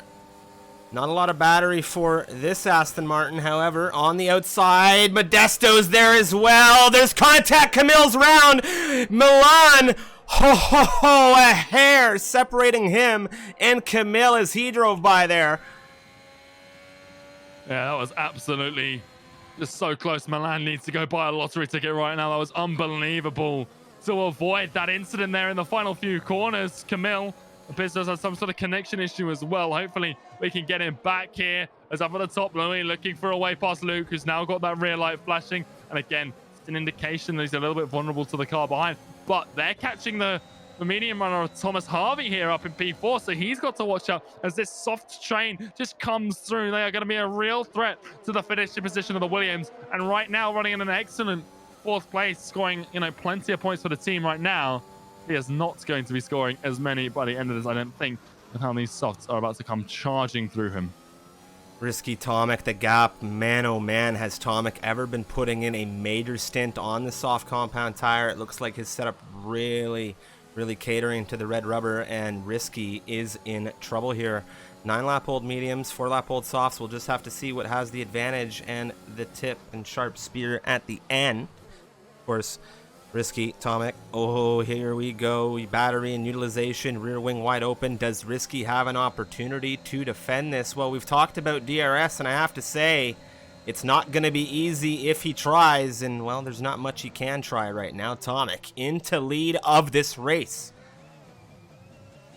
Yeah, behind them, Luke Smith up into 4th, and Louis is going to follow him through on Thomas Harvey. I said that Williams was going to be vulnerable and start falling through this train. He is already starting that. Losing 4 positions into turn 1 is never ideal, and that Williams is just going to feel this. He's going to be struggling now. He's got the 2 Aston Martins now hunting him down. They're not in great shape in terms of battery, but neither is the Williams. So things starting to get really hot and heavy in this middle fight for the remaining points, and there's a lot of points on the line here. And there's a bit of a gap between this train and Milan in 10th. So there is breathing room. They should all score points, provided they keep it clean and keep their car pointing the right direction. But it's just how many points. And, well, with, you know, money on the line, they will be thinking, every point counts. We've said it all week long. The 15-round season makes every point just that little bit more valuable than it would have been last season in a more heavy calendar. So we'll see how this race pans out. Thomas Harvey feeling more pressure from behind. Boggin within 3/10 of the Williams. Oh, it's a bit of a slide for the Aston Martin. He's caught it. But he won't be too thrilled about that drift. Are we seeing the signs of wear on a few of these soft runners? It's only been a few laps, but you've got to say they have been battling pretty hard to get themselves to where they need to be. Luke Smith, speaking of softs right now, Lewis pushing for an inside overtake here on Luke, and it's going to be a gradual, easy move with that DRS and full utilization. Now it will be Lewis in charge of this train.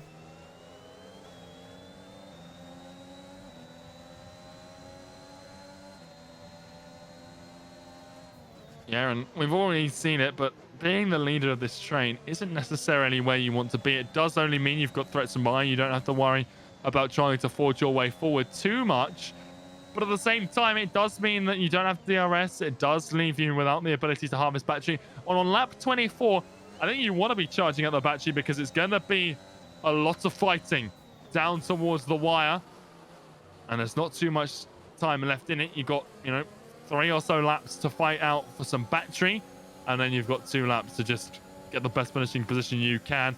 Right now, Tomek has broken the DRS to Risky behind. So he is comfortably in lead of things. It's just a case of do his tires die out too much? Does that swing the other way? Risky, I don't think it will. I think his tires should have enough in them. They'll be on their last legs. But then Risky's tires, they'll be feeling a little old too. But he did go that 1 extra lap on his soft stint. We'll see whether that pays back for him here and whether he feels a little bit of that now towards the tail end. He's not dropping off too much from Tomek, and it will lessen over the course of the next few laps. It's just a case of whether there's enough time left in it.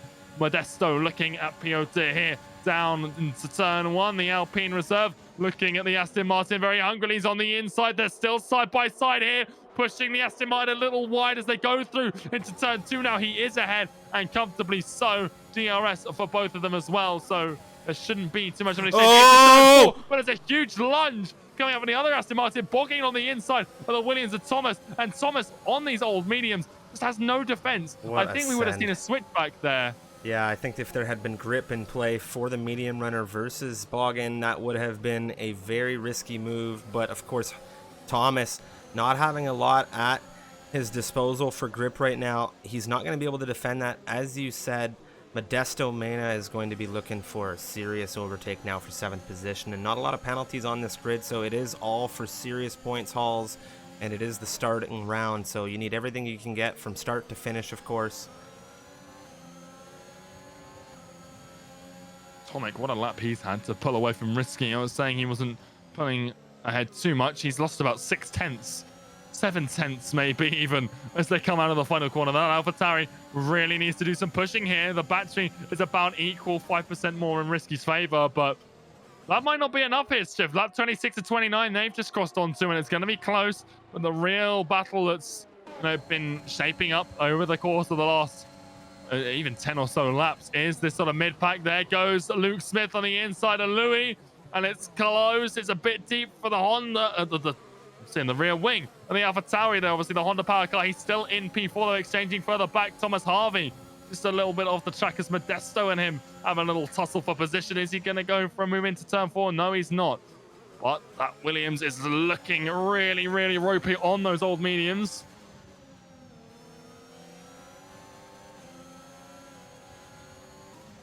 Lewis holding in and around that half a second on Luke, still after Luke pushed ahead of him in turn 1 there. And you don't want to be fighting too much. You don't want to be having those overtakes come through too often, as these drivers behind will be looking for those little opportunities to make up time, to bring themselves into that battle. Lewis and Luke having their own little DRS duel. And 1.2 to, well, Valu. And here's another question. Are they going to catch Valu here and put him out of a potential podium? Well, it's possible, but again, like you said, they don't want the fighting too much. Piotr here seems to be struggling in the Aston Martin. He's had a few wobbles at the back of this train, and he's just not keeping up as well as he'd like, and that's releasing a bit of pressure. Thomas Harvey, well, he's doing well to keep the Alpine at bay so far. We'll see whether he is able to keep him there for the time being. Louis getting onto P4, down at the end of the start-finish straight, as we've seen so many times before. But again, this exchange is probably the best one to have between two cars. It slows you down the least, and well, keeping it going through turns 2 and turns 3, as Modesto and Thomas are doing, is not ideal. That will cost you time to the cars behind. But Modesto clean through into 7th place, and the medium runner dropping even more. He was in P4 probably about 5 laps ago, Striff, now just falling back like we said. Really just not looking good from in the late stage. Still points on the table for the Williams for sure. It's just a lot less than if this race had been a few laps shorter. Yeah, I agree with you. I agree with you 100% there. Just a few less points. Of course, everyone hanging out here with, oh, Rainbow, hold the phone. He's had an issue in the Aston Martin just coming through turn 7. He is off track. Checking for damage right now. I don't believe we're going to see any damage on that car. Looks like it was just an isolated spin. Yeah, of course, everyone here in the stream, thank you very much for tuning in. We are going to be joining you for this Champions Division action every Saturday at 3 p.m. Eastern Daylight Time. That is 8 p.m. for those of you in the UK, 9 p.m. in Central Europe. My name's Strifium here from Canada. Joining me is, of course, the legendary Mr. Unicorn, the mythical creature for the grid from the UK. And, well, Modesto, P1. Getting P6, sorry, I say P1. He's getting down into turn 1 on Boggin, and well, Thomas Harvey losing out as well, down into 8th place. He's really losing out on these mediums. The medium soft, Striff, we've been talking about it so much this week. It's just been so strong, and we're seeing it here. Look how many soft runners are in this top 10 at the end of this race. Absolutely incredible. Obviously, the full qualify, which we haven't had throughout the week for the tiered divisions, has played a bit of a role in that, enabling some of the faster drivers to start on those innings up in the top 10. But of course, it's been a great battle. But at the same time, the soft mediums, Risky and Valu, they've made it work. On for potential podiums. But for Valu, it's not as certain as it will be for Risky right now, because just behind him, he's got a couple of hungry soft runners. Another problem for Rainbow out of turn 4. We've got Luke Smith, though, and Louis looking at Valu and looking at that final podium position. The leaders are about to cross onto the final lap. Rainbow really struggling at the rear of the grid and dropping to Cartalundi to boot as well. But Tomek crosses onto the final lap of the race. 29 of 29. It's been almost 2 hours since we started things. And now, only now, is P3 going to be decided. Value under pressure. His lights sprinkling on the rear of that Red Bull. He's looking to defend the outside. Louis switches to the inside. The Mercedes is up there. It's late on the brakes, though. Is it too late? Does it open the door for the AlphaTauri? Is he going to go for the switchback here? Through turn 3 into the DRS, so that's turn 4. He gets the Red Bull. He won't quite have the speed to get the Mercedes as well, but he is up into P4. They've both dispatched the medium runner. There's been a problem behind. Thomas Harvey and Boggin are in the wall. What's happened here between the two drivers? The medium runner and the soft runner have come together. There has been problems for Boggin in the closing stages, and now it's all accumulated in a last lap crash. But my goodness, Luke Smith, who's going to come out on top here? For P3, they've got Risky as well, because he's now just a second ahead. I think it's too late for them. Milan has a puncture, that front left tire. I don't know if someone went into him, but that front left tire is in a state of its own. Oh my, and this race has really been unleashed here in the final stages as Lewis is into third, Luke Smith fourth. What's happened? Lewis Welch, no, he has just slid through turn 13. Oh my days, Tomic is coming into the final 2 turns now. Wait a minute, Tomic's front left is punctured. Risky, what's happened to him? He's coming out wide. Luke Smith is going to go ahead of Risky here to the line. Tomic will take the race win in Bahrain. Luke Smith to the line will take second. His teammate Risky behind him. Value in fourth. What a race finish here in Bahrain. I have no words to describe some of the scenarios that just unfolded right there with Modesto Mena 5th position. It was Lewis who will finally cross this line. In the final corner, Striff, as well. I don't know what. So is the Aston Martin. It's punctures all round. I said it was early to go onto the sots when they all did it. And now it seems they're paying the price of that. The Haas is losing a rear left. The Ferrari behind is missing the front left.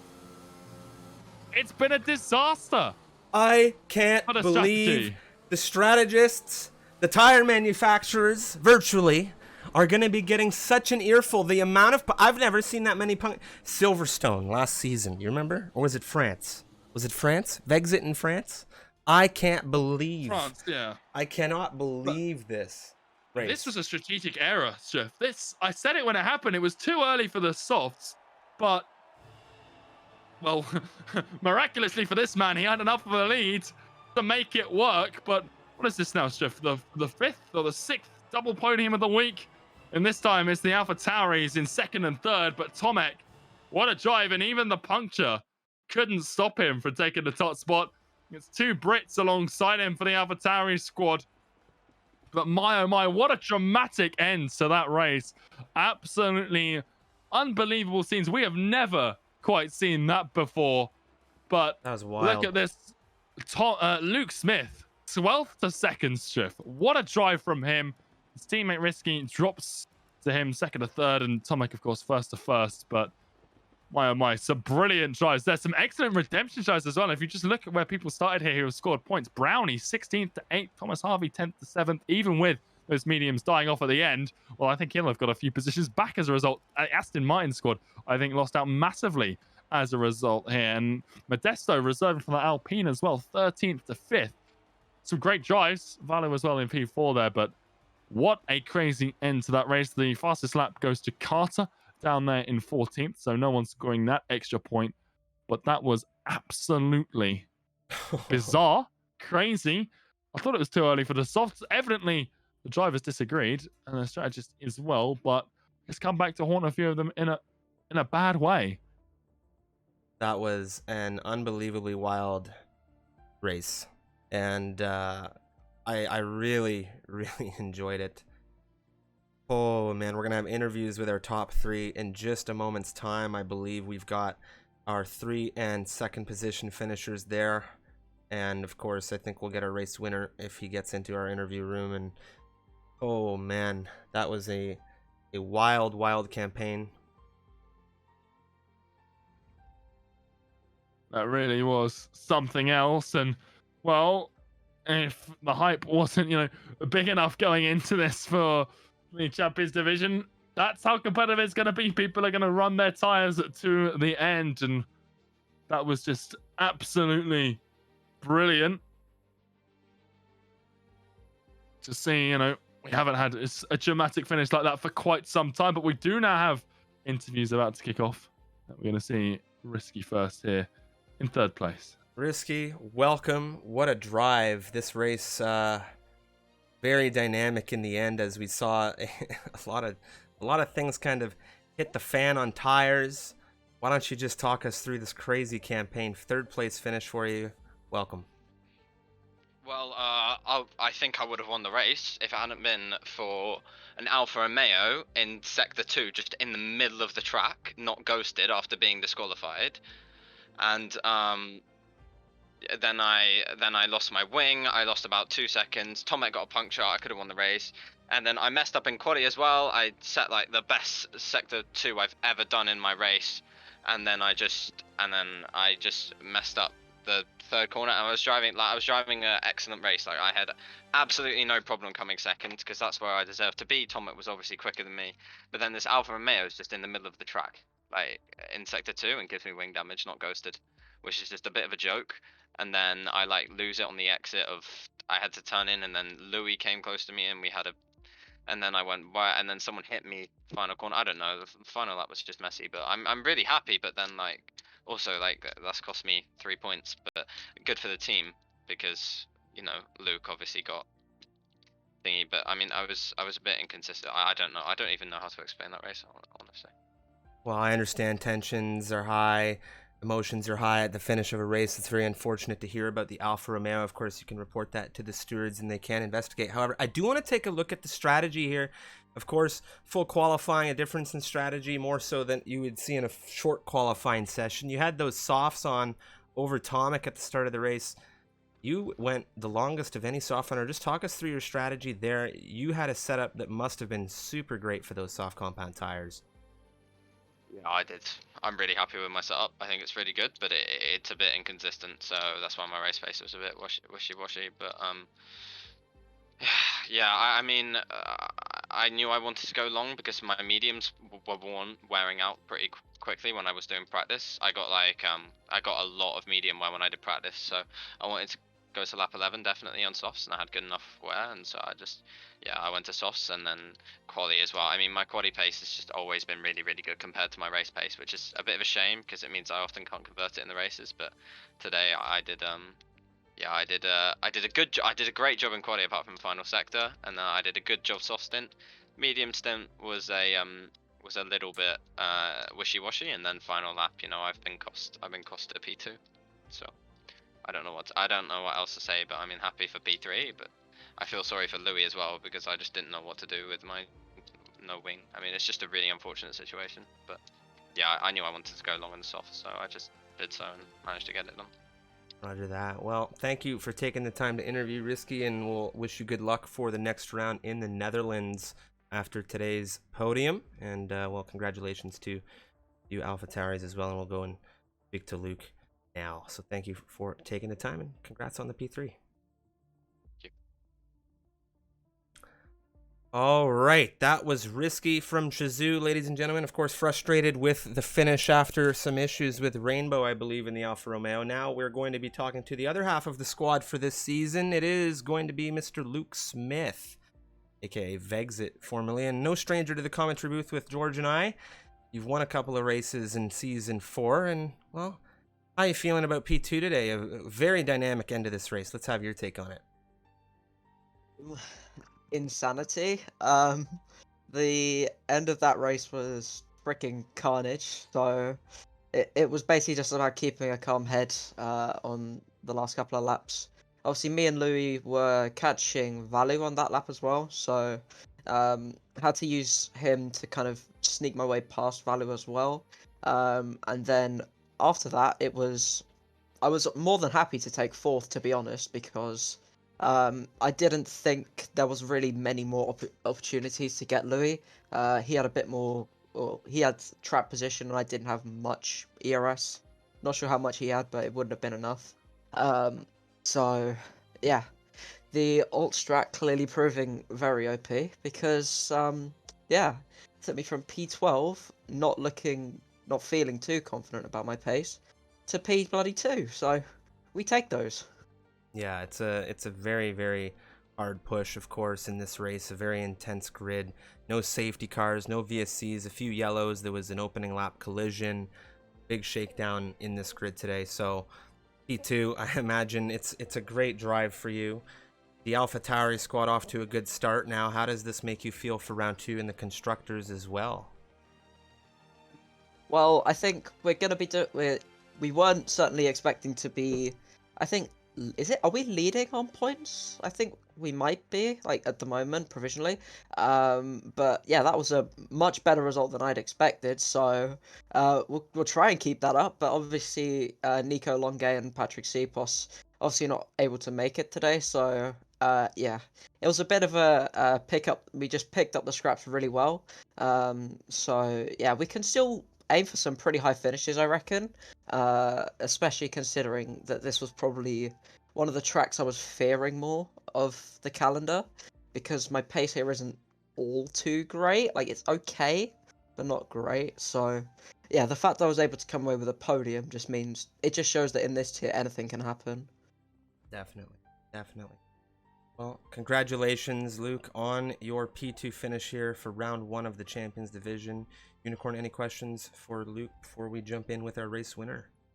Well, Vexit, it's just a huge congratulations from me as well, because obviously that's quite the astonishing race, and you've said, you're happy to get it here while the points are on the table. But first round, obviously, great result for you, great result for the team. And just, what do you think the confidence now, because you've got that, P2 under your belt? Obviously, you said you weren't expecting it, but now going into it, obviously, like you said, there's a couple competitors not here tonight, but do you think that just having a podium under your belt just proves to yourself you can do it, and that in the future you might be able to do it, and replicate the success, whereas you might not have expected it further down the line if you hadn't got it tonight?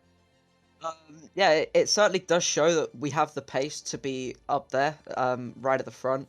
Obviously maybe not on pace faster than Longuet, Parajish, Sipos, for example, but it does mean that whenever they make a mistake, we're able to be there and capitalize on the mistakes. Like, I think it was Red Bull in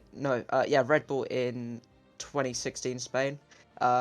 Just able to, like, pick up the scraps and do whatever we can to hopefully try and gain a few extra points over our rivals.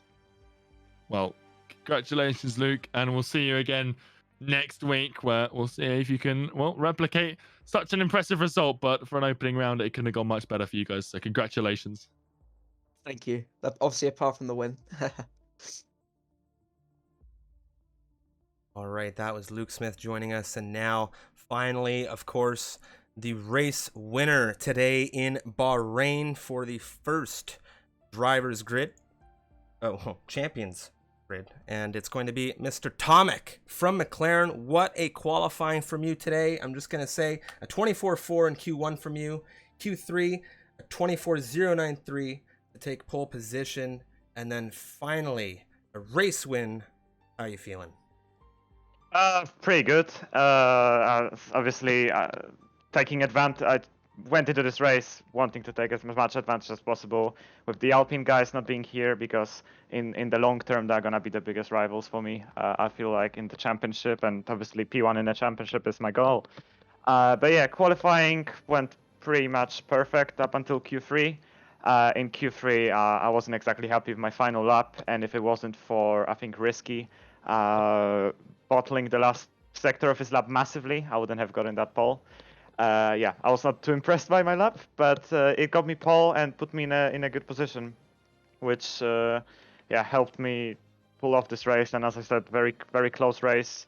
I knew that the battle with Risky is gonna happen at some point, come the end of the race. He did a very good first stint.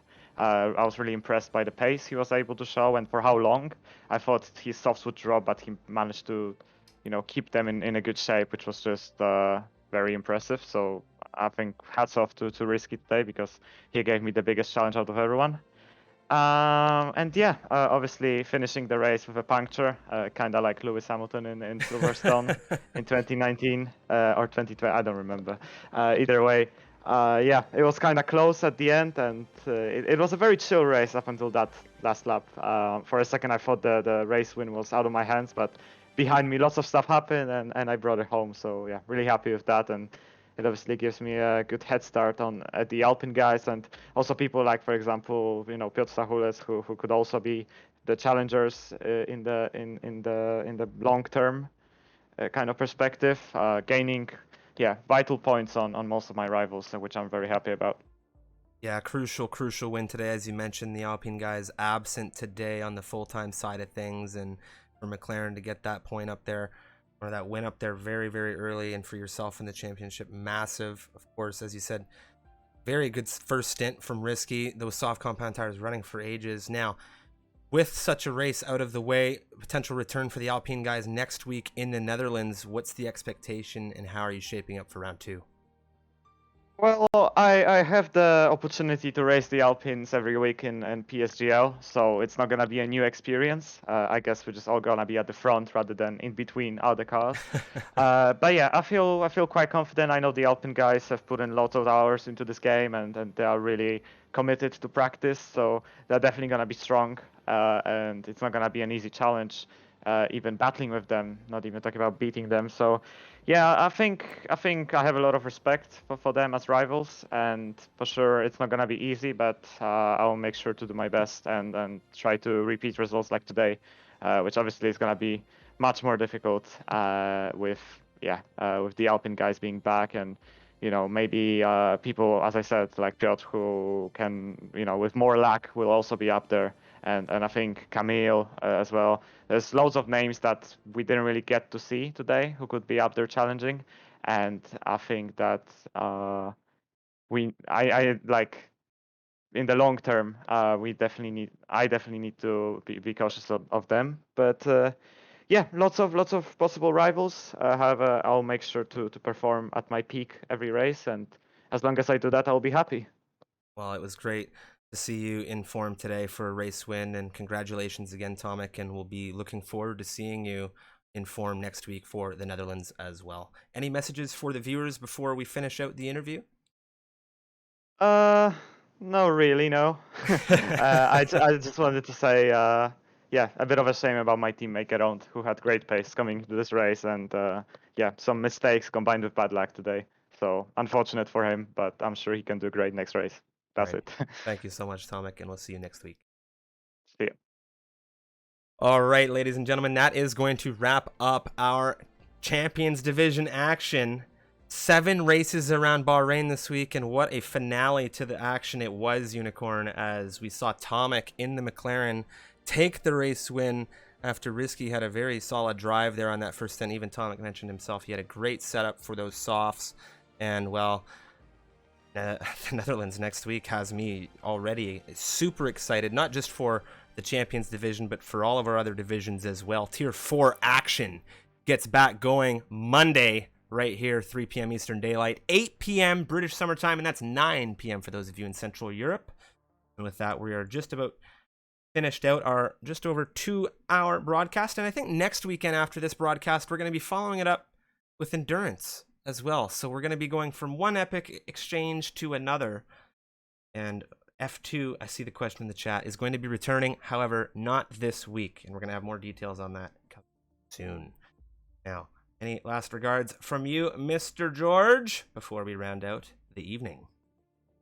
Well, I just think that was such an epic way to open the championship division. That last lap was absolutely just, I want to say, chaotic with the way that those punctures were coming in thick and fast. I don't think we've seen a single puncture this week, if I'm not mistaken, and with the new tyre model as well, the way it deforms like that, it was quite the spectacle there. Opens up the championship division with a bang. You heard it there for some of the interviewees as well. Hopefully the Alpine drivers are back and available next week so we can see their debuts in the division, and you can tell by the way they're talking about them that they are going to be a force to be reckoned with. But thank you all so much for watching the opening round of the Misfits Racing League Champions Division. Like just said, we'll be back with Tier 4. But until then, thank you all so much for watching and enjoy the rest of your evening.